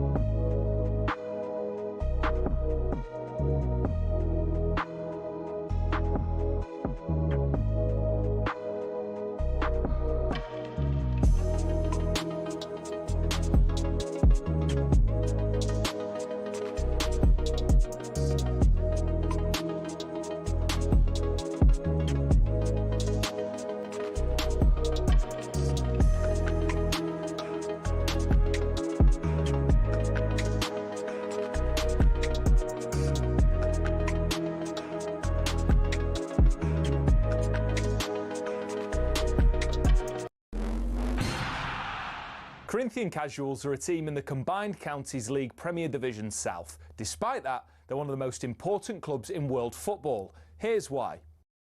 The club was formed in 1939 as the result of a merger between Corinthians FC and Casuals FC. Now, Corinthians FC were founded in the late 1800s when the FA's top brass were sick of getting pumped by Scotland every time they played them. As a result, a man called Nicholas Lane Jackson set up an amateur side which would bring in the best players who could all play for the national side. And it worked. It wasn't long before England were dominating the international fixtures they played, and it was largely down to Corinthians. In fact, in 1894 and 1895, they played consecutive games where Corinthians provided the entire England 11. But the thing is, the players refused to play professional football. They didn't believe in it. They wanted to spread the values of sportsmanship, competition, and played for the love of the game. It also helped that most of the players were Oxbridge graduates who didn't need the money. But instead of entering the league and cup competitions, they played exhibition football and toured the world, bringing the beautiful game with them. And it was this which spread the game throughout the world and made it so popular. Most famously, in 1910, they travelled to Brazil. And the locals in Sao Paulo were so impressed, they started their own team under the same name. Yes, the same Corinthians who won the FIFA Club World Cup in 2021, one of the biggest football teams in Brazil. Now, they were global superstars, and despite not being professional, Corinthians drew in the crowds. Everybody wanted to play them, everybody wanted to watch them. So much so, they regularly played the winners of the FA Cup in what eventually became the Community Shield, winning most of the time. They actually inflicted Manchester United's worst defeat, 11-3, a record which still stands to this day. Now, fast forward to today, Corinthian Casuals still don't pay their staff or players. The ethos of sportsmanship is still at the heart of everything that they do. And even though they're a side in the lower leagues, if you make the trip to King George's Field in Tolworth just off the A3, you'll most likely bump into Brazilian Corinthians fans who often make the pilgrimage across the globe just to watch their founding team play.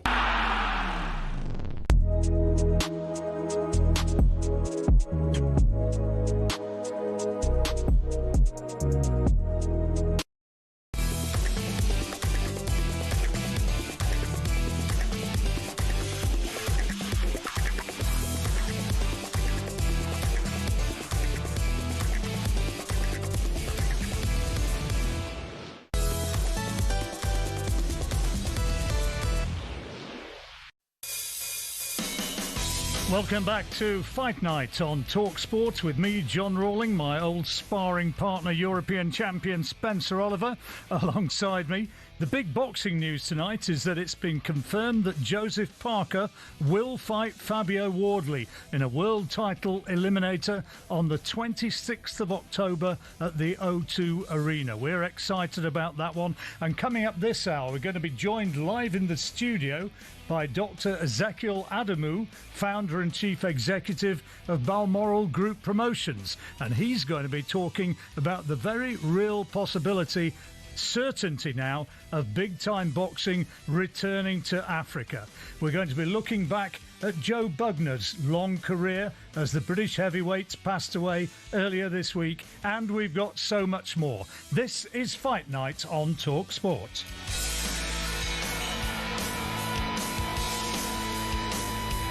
But joining us now on the line, as promised, former WBA lightweight champion Ray Boom Boom Mancini, who figured in some fights against some of the great names of the 70s and 80s, was a world champion in his own right, and back here in the UK. Good evening to you, Ray. Hey, how you doing today? I'm doing very well. How are you? I'm well, thank you. I'm sorry I'm talking through where we're doing this because I'm in Canada right now for an event, but it's like I'm happy that we could do it. Ray, I know you get about a little bit, and you're over in Britain next week, aren't you, for the big show that we've got, the Battle of the Midlands up there in Cannock. Scott Murray's show there. It's a fantastic show. 2 Midlands area title fights on there. Some good names as well, like Niall Berry, Stevie Levy. It's going to be a fantastic show, and you're going to be a part of that and part of the commentary team with myself for talkSPORT's boxing YouTube channel. Can't wait for that. Yeah, I'm looking for it. First of all, Scott Murray's Excelsior Promotions, to me, you know, it's on the climb. And to me, they do the best. It's the best, one of the best promotional companies in the UK because, you know, they bring exciting fights, well-matched fights, no missed matches, very, you know, guys that always come on, put on a great show. People get their money's worth, but competitive fights. And, you know, that's the key to good promotions, competitive fights. I'm sure that a lot of people listening right now, Ray, are going to be hearing you sometimes for the first time, you know, and you're one of the great names of boxing of years gone by, and they'll be glad to hear that you're in good nick. Yeah. Yeah, I mean, so far, so good. So far, so good, thank God. And look, I've been coming over to the UK now for about almost 10 years now for my friend Scott Murray, first making appearances and stuff. Now working with them with the Excelsior Promotions. And now his family's they're my English family. I've come over so much, I might have to get my national, you know, get my passport for the UK. Yours is a amazing story, Ray. I'm not going to start getting too over emotional about this, but I mean, you came from a tough working town, an industrial town in Youngstown, and you didn't have things easy in making your way through boxing, but it gave you an escape, didn't it? And you took it all the way to the world title. Well, I was very fortunate. You know, I mean, most people, you know, boxing is traditionally a sport of the poor. And as my father grew up, you know, during the, you know, 1919, he was born. He grew up during the Depression. He had to fight. So when I said I wanted to fight, fight and win that world title for him, he said to me, Raymond, I had to fight. It was Depression. I had no education. Because I had academic as well as athletic scholarships to go to college, and I had professional baseball offer. I had other opportunities, and he wanted me to pursue that. He wanted me to get my education. But I was you know, set on being a fighter and trying to get that world title. You know, I believe in fate I believe in fate as far as life and love. I truly do. And you were. Sorry, I was very fortunate to be. I was very fortunate to succeed winning that title for him. Apologies if the line's just breaking up a little bit. Hopefully, you can hear me clearly enough. You were involved in a fight in. I hear you good. You were involved in a fight in 1982, weren't you? Which made you question whether or not you wanted to continue in boxing. I think, of course, my opponent passed away. It was a brutal fight. It was a knockdown, drag to the toe, as any world championship should be. When you got a guy coming out there after your title, and he represents his whole country. I always said, when you fight somebody from a foreign country, they're fighting for more than themselves. They're fighting for their whole country. They carry their whole country into the ring. So, let me tell you, if what happened didn't happen, if he didn't pass away, it was a great fight. It would be shown on HIT TV, Well, I'm really sorry about this, Ray. We're losing you again there, but I can carry on with Spencer for the time being while we check if that line can be re-established. You know, as a direct result of what happened there, bouts were starting to be shortened and going from 15 rounds to 12 rounds because that knockdown for Duck Koo Kim happened in the 14th round, and the WBA reacted by shortening championship bout distances to 12 rounds, and the other main organising bodies, the WBC and the IBF, followed at the end of the 80s. So, you know, there was a long-term implication and reaction from the whole sport to that tragedy of Ray's defence against Duck Koo Kim. Yeah, it was a really sad time, actually. Duck Koo Kim got stopped in that 14th round, and he was known to be struggling to make that weight, the lightweight limit of 135 pounds. He's dropped 6 or 7 pounds just before getting into the ring to make the weight, because the weigh-ins were in on the day of the fights back then as well. And unfortunately, he passed away, and there was more sadness to come after that as well, with his mother committing suicide 3 months after that due to losing her son. And then the referee involved in that contest as well, he took his own life. So there was tragedy all around that, and it was a real tough time for a great champion in Ray Boom Boom Mancini, who suffered with depression as well, and that could have possibly spelt the end of his career, John, at the top level at that time. I mean, a fantastic guy, fantastic fighter, but what he had to go through there, heaven only knows. Only he knows, you know, the pain that he suffered there, because us as fighting men, boxing men, yeah, you get in there and you're going to do a job, and you know you're fighting for whether it's for your country, your family, or whatever it is, but you just want to get victory. You want victory, but you want your opponent to walk out of that ring, and you want to see him coming out safe and healthy and going home to his own family. And unfortunately, Duck Koo Kim didn't make it, and that was tough for Ray. Well, Ray's joining us again now. Hopefully the line is clear this time. Ray, how difficult was it for you to actually come back into boxing and re-establish yourself at the top level, having gone through so much emotionally? Well, first of all, it was very difficult because once that happened, the thing that bothered me the most was why him and not me? Because we were such a toe-to-toe drag-out fight. Who's to say it wouldn't be me next time? Because my style of fighting was not going to change. So that bothered me a long time. I did a lot of soul searching, and of course, I had one of my dearest friends who came to every one of my fights. He was a former teacher of mine, Father Tim O'Neill, and I sat with Father O'Neill, and we talked a lot. And finally, one day, he said to me, "Ray, if you're asking me what I want, I think you should fight again." I said, "I think God gave you a gift," and he says, "And I think if you don't fight again, you're denying people your gift. The people of Youngstown, they pull for you. You root for them. They root for you. You help bring this town together." He said, "I want to see you fight again, but you have to have it in your heart to fight, to do it again." So I thought about that, and I thought, well, you know, good Lord did bless me, so I continued to fight. I said, I'm going to come back. The difference was, I like to think I'd come back. I fought as hard, but I knocked the guy down. I tried to keep him down. The difference was there was no love for the sport anymore. But when I first turned pro, I loved everything about being a fighter. I loved everything. I loved boxing. I loved everything about it. But after that, there's no love for me. It became a business. So that's why when my business manager told me I had enough money to live on for the rest of my life, that's when I shut it down and I got out. You know, Ray, at the end of this program, we're going to be talking about the career of Joe Bugner, who you may not have heard. He passed away. No, I know. Passed away earlier this week. And he always said afterwards, when people asked him about boxing and about the fight game, if you want to call it a game, it's not a game. It's a business, really, isn't it?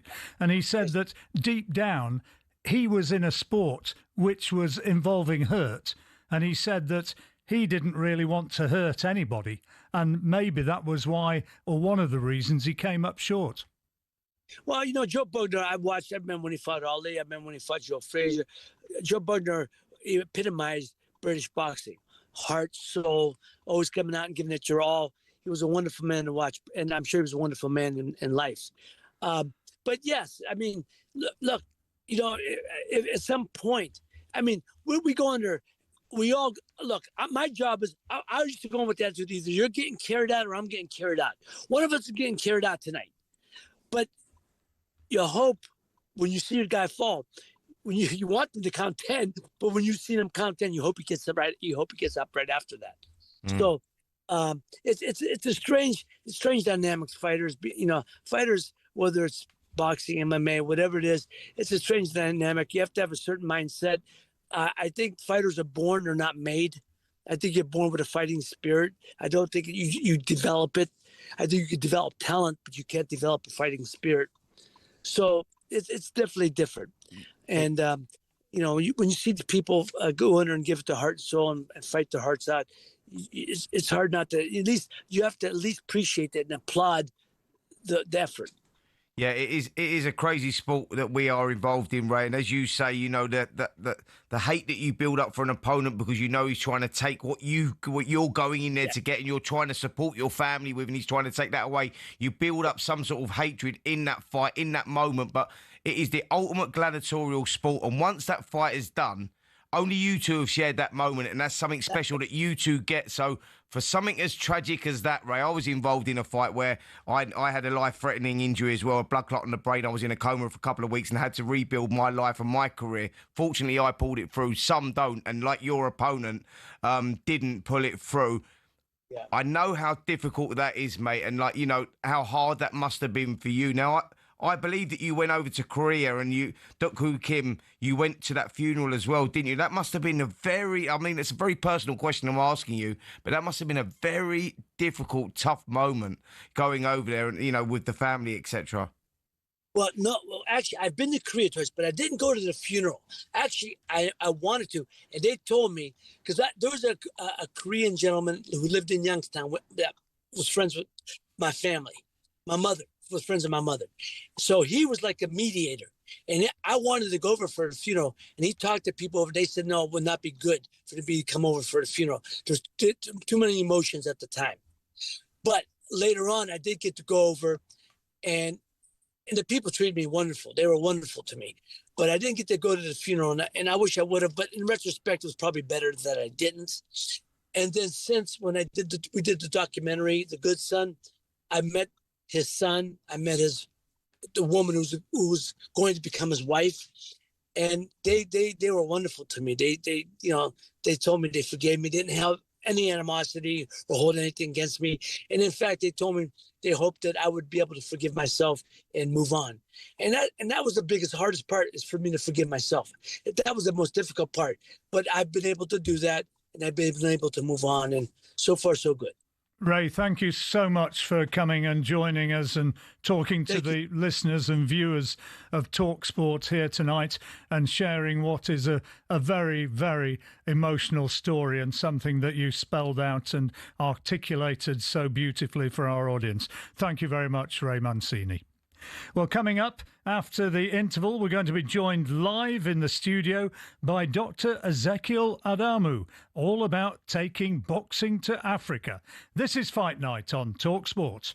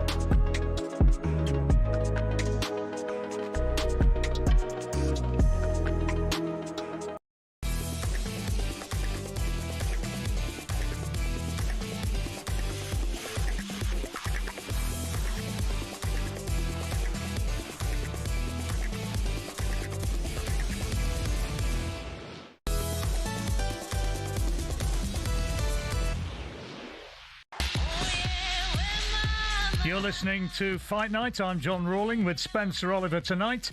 And before we move on and talk a little bit about boxing in Africa, some news of boxing up in Sunderland, where a welterweight fight between Pat McCormack and Miguel Parra has ended, with McCormack winning in the 9th round, and that works out as a really good victory for him as he moves towards title fights of his own. He was a medalist in the Tokyo Olympics and now looking really to move on as a professional, and that's the best win of his career so far, and hopefully we're going to be hearing from him live a little bit later. Now, Dr. Ezekiel Adamu, founder and chief executive of Balmoral Group Promotions, has joined us in the studio, and he's going to tell us all about Chaos in the Ring, which is going to be happening in Lagos on October the 1st. Is that right, Ezekiel? Absolutely, our Independence Day. Well, welcome, and tell us all about what's happening. I mean, I think it's great that there's potentially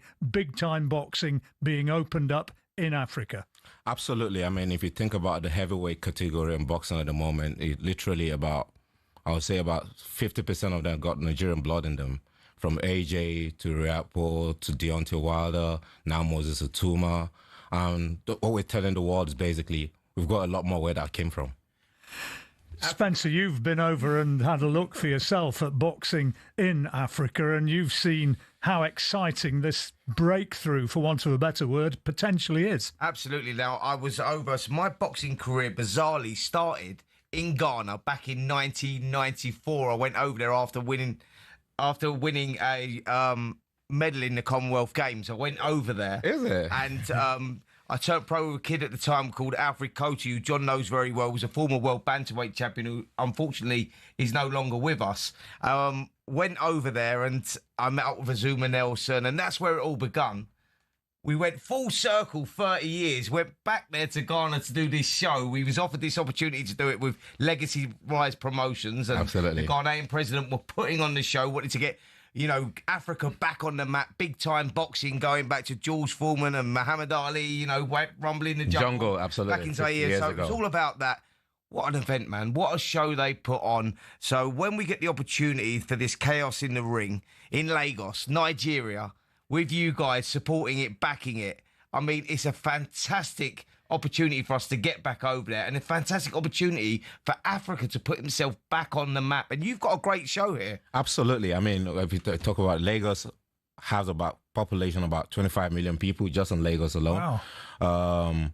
Boxing is our blood. We fight against everything every day. So expect to get a lot more fighters coming out of this platform as well. So like I said, we've never really had a proper African platform anywhere in the world since we've been doing boxing. But right now, we are here to put Africa on the map in terms of boxing. Like you saw, Spencer, when you came in, it's a completely different energy when you're boxing in Africa. The energy is insane. The culture is insane. I mean, we can't wait to show the world what we're really about. It really is crazy. And you've got Brandon Glanton. He's going in against Marcus Brown. Oh, man, that's a bad blood fight. Bad blood fight. These guys do not like each other, and it's a fantastic fight. You've also got Andrew Tapiti. I watched him box out in Ghana, actually. What a fighter he is. Richard Comey, who everyone knows. Abdul Khan, Amir Khan Promotions is obviously a big part of this as well. And Absolutely. It's like, you really have gone to town here with the card, and like you Stack say, card. I mean, there's a lot of fighters you haven't even heard about here. We've got Taiwo Agbaje, who is called Eshekwo in Nigeria. He's one of the most brilliant fighters I've seen. He should be a world champion, but he's never really had that platform where he can showcase himself. We've got Yusuf Adeniji, who just went for the WBC Grand Prix. He came 8th in the world, 8th in the whole tournament. I mean, we've got a lot more boxers coming from Nigeria in terms of what we have, but we've never really had a platform. So we're actually glad now. I'm partner with Amir Khan, opening us up to the rest of the world. We're just super excited what Africa is about to bring up to the world now. Why now? Sorry, John. I was just wondering why now. Like, why is the time right for Africa, for Nigeria to sort of showcase now? Because you've always had great fighters coming from there, going way back in the day. You know, you're looking, but we've never really seen you guys, you know, showing that sort of interest. So how's it come about? So I think the stars are aligning for us at the moment. Like, you see boxing is one of the fastest growing sports in the world at the moment. You see what the Saudis are doing with boxing. So why not now, to be honest with you? I mean, for me, as someone that has been fully involved in pushing the Afro beats to the rest of the world that you've seen, and now we've got into boxing as well too. So we're super excited what we're about to bring to the whole world in terms of boxing. Why not now? How much depth of support is there in the population of Lagos to get behind boxing? Are you convinced that this is sort of an untapped, huge reservoir of support that you're finding and going to be bringing boxing? So put it this way: most of the boxers we've got, like if you've got boxers here, is like a passion, a lobby for a hobby for them. For Nigerians, it's a way out of poverty. So you're fighting your way out of poverty. You're fighting your way out of this. I mean, there's boxers that have made it. For us, we just believe that this platform is actually going to bring a lot more boxers to come out. Because when you find out, like, if you like a football is big, so you have a lot of footballers coming out. But there's never really been a proper platform where we can use to actually keep coming up with this talent, to keep showcasing this talent to the world. We have the Zone partner with us for the first time as well too. I mean, you will see these boxers and see that we've got some major talent coming out of Africa. How frequent are you planning to do these shows? Is it a one-off? Is it something that you're wanting to do 3 or 4 times a year? I mean, so incidentally, we've been doing this for a while now. It's just the first time we're going live on the Zone. The first time we're showing case to the world. So we have this one in October, and then we've got another one in December. December, I can tell you, we're already speaking with a major heavyweight that's from Nigeria. So expect that next year as well. At sometime next year, we're already speaking with AJ to do like a homecoming fight. We're speaking with Deontay Wilder as well too, to see how Deontay Wilder is Nigerian as well too. Moses Atuma is Nigeria, and he's just recently been signed with one of our major sponsors, which is Bet Niger. And Bet Niger is looking to bring Moses to Nigeria to come and fight. So expect to see a lot more of this moving forward. We're looking to at least have minimum of about 6 major fights in 6 major shows in a year, every year. And is that government backed? You've got the funding there. You got all. Oh, we've got the government backing it, and you know, Nigeria is such a huge country where we have about 230 million people in Nigeria. You've got some of the biggest brands in the whole of Africa, also in Nigeria as well too. So we've got the brands backing it. For example, we've got the big telco MTN. You've got Bet Niger. You've got the likes of the government backing it. You've got likes of Nigerian bureaus. So there's a lot of big brands that are going to be backing this event. And moving forward as well, too, definitely we are going to get the big brands coming into this. It's great to hear, Ezekiel. I mean, it really is. I'm sure people listening can hear the enthusiasm and the excitement in your voice. Absolutely. We can't wait to show the world what we're really about, to be honest with you. Like I said, you go to Saudi, you see a different kind of sport, different kind of boxing. You come to the UK, you see a different kind of boxing. And we want to show boxing the African way. I've covered boxing like John all over the world, you know, everywhere, all over the world. And the first time I've ever covered it in Africa was, like I say, in Ghana. And the atmosphere was, I can't explain it. Electric. It was, I said to John earlier on in the show, it was like being in a movie, because it was about opportunity for all these young fighters that were on there, and they were fighting like it was their world title fight. They were giving that extra little bit. They refused to lose. And when you get 2 fighters that go at it like that, and you get even match contest, I'm looking through your card, and I can't wait for this one, because I'm looking at some of them fighters going, all 50-50 fights. 50-50 fights. And if it's anything like what I've just witnessed out in Africa before, we are in for a treat. And that is live on the talkSPORT Boxing YouTube channel as well, and I can't wait for that. We can't wait as well. I mean, the fighters are all geared up, can't wait to actually show the world what they're really about. You are going to see something special on the Oktoberfest on that day. I can guarantee you Ezekiel, you've got the twinkle in your eye. I can see how passionate you are about this. Just lastly, when if you're really sort of saying how big this is potentially, how committed are you as a promoter and an organizer to get Anthony Joshua over there in Nigeria, the country where his family initially came from? I mean, AJ is a big ambassador for Nigeria. Is someone we're really proud of. Is a good son of the soil. He's been coming over as well too, without even having a fight. He's been supporting it. So I've been having conversation with him and his team as well too, and they are also super excited about this opportunity to come in. I mean, AJ, as we all know, has Eddie has been saying, he's got about a year or about 3 more fights in his career. So how else do you want to give back, but giving back to your community and giving back to where you came from and raising more superstars from there? Well, super exciting. I know AJ personally as well. He started way back when at Finchley ABC with my father, under the guidance of my father. And I know that he has a huge... I was actually speaking with him on a WhatsApp group earlier on, actually. He has a huge appetite to finish his career, obviously, over in Africa. And I don't know why. Everyone keeps saying Africa. AJ has to come to Nigeria. That's where he's from. Well, I know that is where he has to fight. Let's be specific. I know they had team. I know his team went over to Ghana, which is what I'm saying, and I know they had site meetings over there, but I know he has a huge interest in fighting in Nigeria. Think about it. When Ghana is, Ghana and Nigeria, we're neighbors, and it is what it is. But think about the story. AJ coming back to fight in Nigeria. It's a match made in heaven, and it's got to happen. And it has. We will make it happen. It has to be against another, whether that's an African American like Deontay Wilder, or either you get Ngannou, Tony Yoka. It is. Come on, there's endless. I can't wait. What this platform is going to give it to you, what this platform is going to give to the rest of the world is basically expect more Tony Yokas, expect more Bakolis, expect more AJs, expect more Deontay Wilder. There's a lot more where we came from. It's a continent full of billions of people fighting against different things every day. So this is a passion for us. We fight against poverty. We fight against everything. So fighting in the ring, it's easy.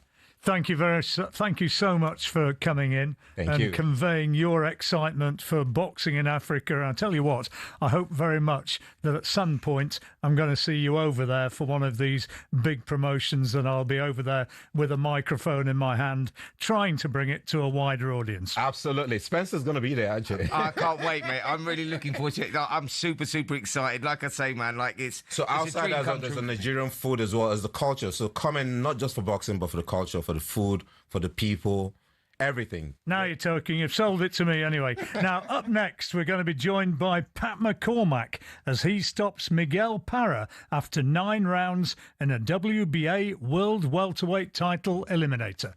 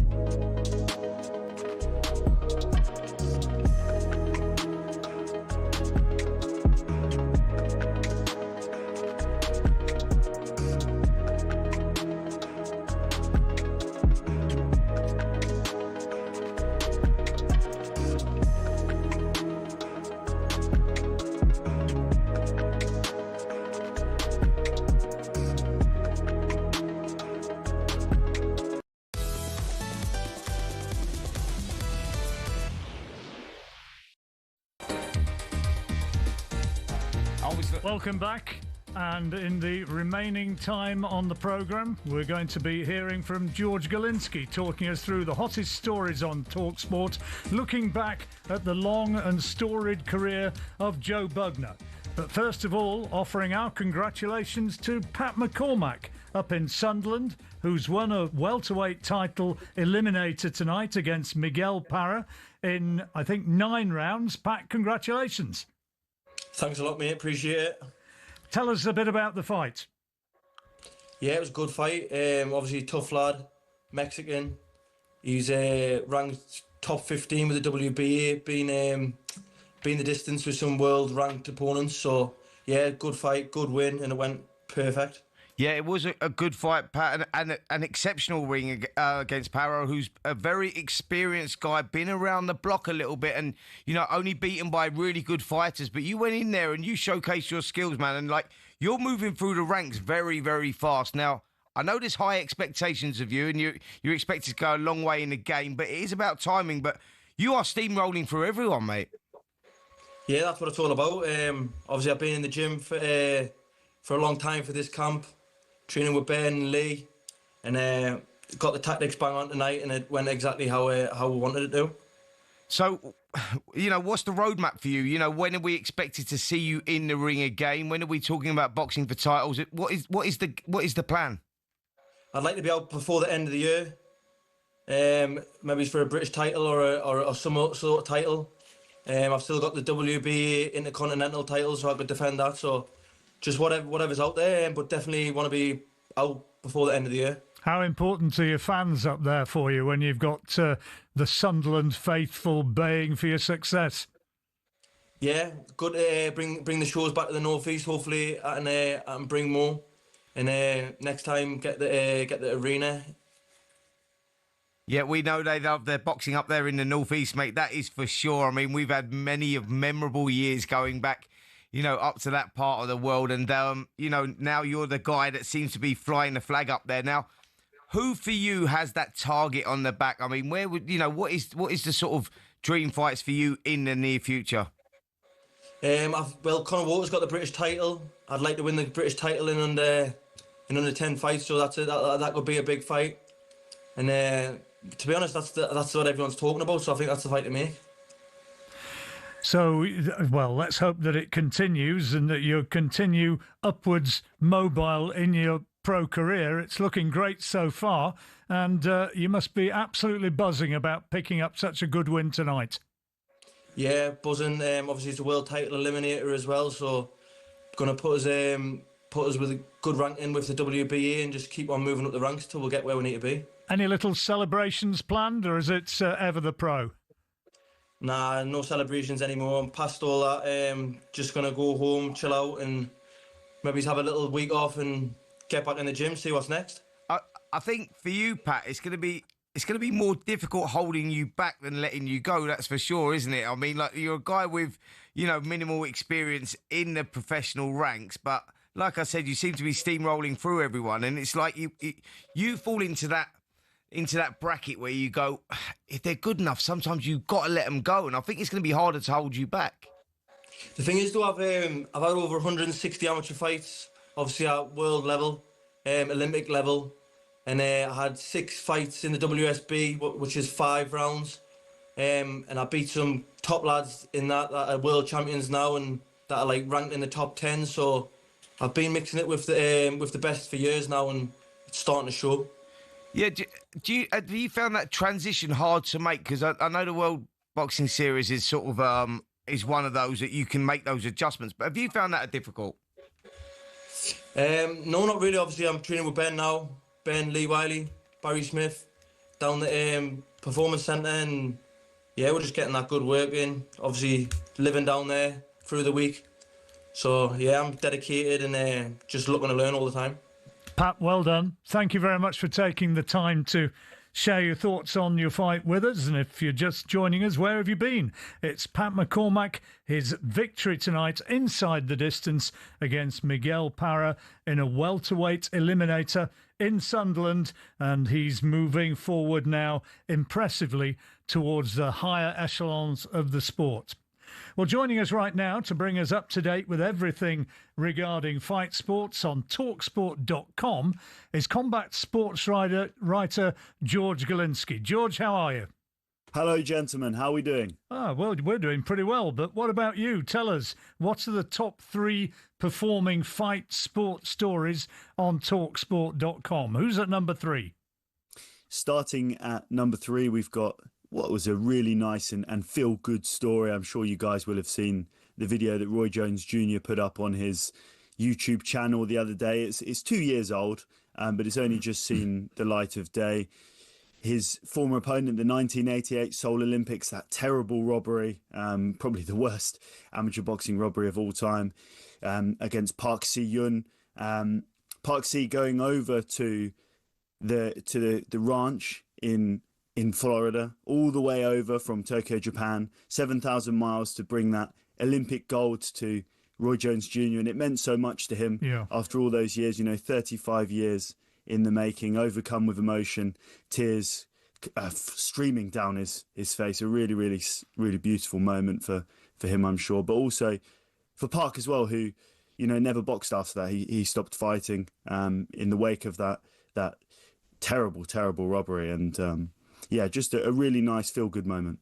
Well, Spenny and I both know Roy quite well and have worked with him and met him and seen him over the years. And I'm sure, well, when we saw the reaction on the video, didn't we? But it's going to mean an awful lot to Roy. I spoke to him yesterday about it, actually, because Did you? That video emerged. He posted it on his X account, and I rang him straight away because I thought it had just happened, and he told me it was literally a couple of years ago. It was back in 2021, I believe, 2022, whatever it was. But he said, like, that moment, he said, I had to share it with everyone because it was a moment. He said that he was basically keeping my gold medal. He had my gold medal for the best part of 36 years or something. And he said, that moment when his opponent come over and he give him it, and he done it in Roy's ranch in the boxing ring. He said it was so special. He just wanted to share it with the people. It was a beautiful, beautiful moment. And Roy finally got what he deserved, and that was that gold medal. But what a lovely gesture from his opponent. Yeah, I mean, it takes a big man to do that. It really and does. to go over there and do it,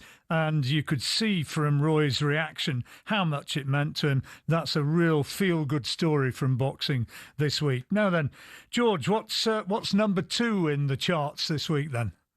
Number 2, and something I'm sure we can discuss because it's an open forum at this moment in time. Moses Atalma revealed to be back in the ring December the 13th in Manchester.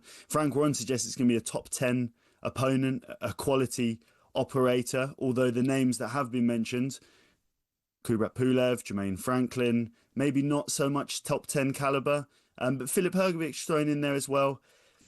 There's asterisks next to all of those. I mean, Pulev's obviously fighting Hunter for the WBA regular, or defending the WBA regular against Michael Hunter in October. You got Franklin against Daichko this weekend on the undercard of Crawford versus Canelo. And then, of course, Hrgović has that cut he's dealing with Adelaide. So I'll be honest with you, out of those 3 opponents, I'm not entirely sure whether it will be either of those. But, back in December, one more fight before the end of the year, as he continues his crazy rise through the world of boxing. What do you reckon, Spencer? I think from that little list, if you were going to tick somebody who'd really be a move forward, I think Kubrat Pulev. I mean, he's huge, he's durable, he's fought at the highest level, and he's still, although he's the wrong side of 40, he's still a big, tough unit. He's the perfect opponent. He's the WBA regular champion. The big problem he's got is he's fighting Michael Hunter, who I believe beats him. And that's the problem, that Michael Hunter will beat Pulev at this stage of his career. Like you said, John, Pulev's been around a long time and he's getting old now, maybe a little bit past his sell-by date. And I just think the timing will be with Michael Hunter. If I'm wrong, which let's hope he is, because Pulev then keeps his WBA title, I do believe that is the opponent. We see Moses Atalma versus Kubrat Pulev, December the 13th, for the WBA regular world title. You can give me a ring and say, John, when you were saying, nah, you're right. You're right. We'll see. But out of those 3, by the way, I think the one that seems most realistic is Jermaine Franklin, because he's known to the wider audience in Britain, with the fights that he's had over here against Anthony Joshua and etc. So I think that he's the one that could emerge as that opponent. Right then, George, give us the best performing story this week. Who's number 1?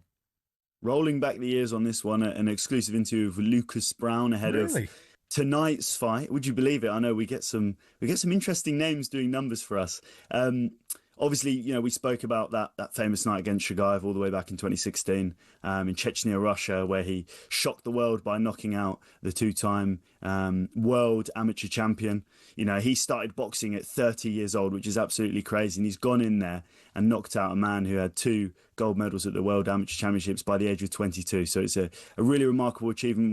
We enjoyed talking about that one. That was something that I very much enjoyed in my youth. So it was a great fight to talk about. But also this transition into BKB. He wants to become a 2-time world champion. And would you believe it, at the ripe old age of 46 tonight, a first-round stoppage win in Bristol. So, hey, let's see what happens. What do you reckon about bare knuckle boxing? Listen, Spencer?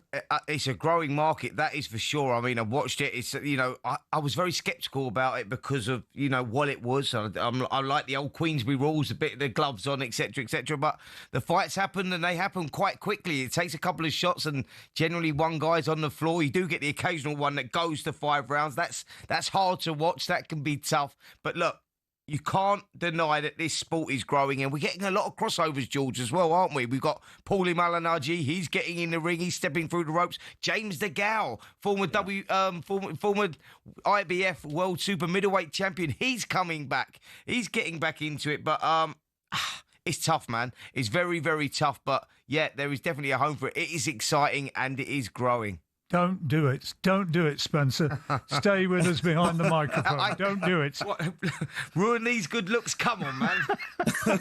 Oh, well, I'm almost literally speechless from that. Big thank you to our combat sports writer, George Galinsky. Thanks, George. And don't forget to keep up with all the latest fight news. Head over to talksport.com. This is Fight Night on talkSPORT.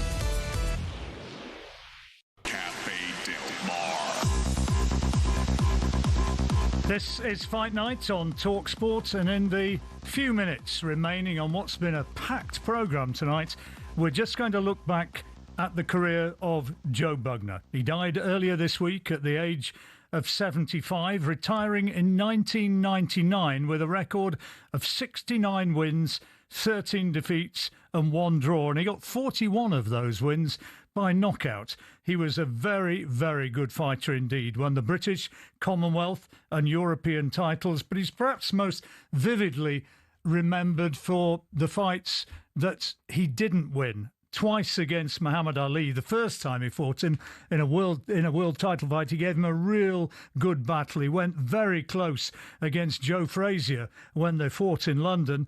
And back in 1971, that victory against Henry Cooper, which maybe didn't get the support from a British fight audience that he deserved, Spencer, but he was a damn good fighter. He certainly was. And you don't get the characters like Joe nowadays, like charismatic as he was. You know, he was a big personality. Not only could he fight in the ring, but, you know, he was a big personality outside of the ring as well. And he went on to have an acting career and all sorts of stuff. And, yeah, he'll be sorely missed. He was a huge, huge character who could deliver. You remember them back-to-back defeats against Muhammad Ali and Joe Frazier, and that Ron Lyle fight as well. You forget them. Ron Lyle was a great fighter as well. And, you know, you look through his record, and you're right in what you said there, John, about the victory he had over Henry Cooper. You know, it sort of tarnished him in many ways. People sort of didn't accept him for that. They didn't appreciate it. He didn't get the recognition that maybe he deserved. I tell you what, Spenny, I thought he won the fight. I've watched the whole fight, not listened to Harry Carpenter, just watched the fight with no commentary going on. And if I'd been calling that fight, I'd have called it to Bugner. I thought that he won it. Not clearly, but Henry did so little in the early rounds that was where Bugner won the fight, even though when he came on strong in the latter rounds, you know, and with Harry getting very excited, and when the final bell went and Harry Gibbs held up the hand of Joe Bugner, and Harry Carpenter said something along the lines of, how can you take the title of a man away like that?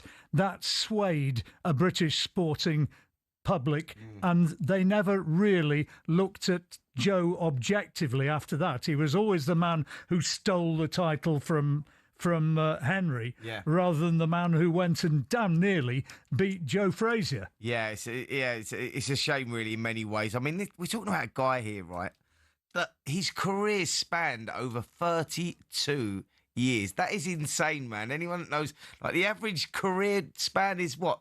8 years? I would say the average career span. If you have a long one, you might go 10, 12, you know, but 32 years. Incredible. That's all you can say. Well, they called him Aussie Joe, didn't he? He went over with his wife, his second wife, Marlene, went over and opened a vineyard in Australia, which was doing well to start with, but it got into financial problems, and that was why he went back into boxing. He beat a number of decent Australian heavyweights, albeit not sort of top 10 ranked or anything, but he finally got his world title shot at the age of, 49, when he fought Bone Crusher Smith, and he won. For the WBF world title. And everybody would say, well, WBF, what does that matter? But to his public and to Joe, it was to an extent a long, long search, which was vindicated. Yeah, I totally agree with that. He was around in an era, like in the 70s. He was a top 10 heavyweight, by the way, in the 70s. Oh, yeah. And that was the golden era. You look at the names that are around then, and the names that he had beaten, and the names that he'd pushed down to the wire as well, go down as iconic figures. You got to respect that. Whatever you thought of Joe Bugner, in that ring, that guy could fight. He was big. He'd got the body of an Adonis. I remember that quote of Hugh McIlvanney's, which didn't really put too much praise on him, did it? He said he had the body of a Greek god, but a Greek statue of a Greek god, but less fighting moves, which wasn't really very kind. But he was a much better fighter than that, and he deserves to be remembered with respect. And for those who've met him, interviewed him, talked to him, somebody to remember with a smile. Absolutely, you know, and not a lot of people will know this, but he was Hungarian born. He come to Britain when he was 6 years of age and ended his life, obviously, over in Australia. Fantastic guy, and he'll be sorely missed for sure. I actually met his son, Joe Bugner Jr., at the Daniel Dubois Alexander Usyk fight, and his son used to be the security. He actually boxed on a couple of my undercards, Joe Bugner Jr., and he told me his dad was unwell at the time, but I hadn't seen him for the best part of 25 years. It was beautiful to catch up with him. He told me about his father, and unfortunately, you know, we lose a good man in Joe Bugner. We certainly did.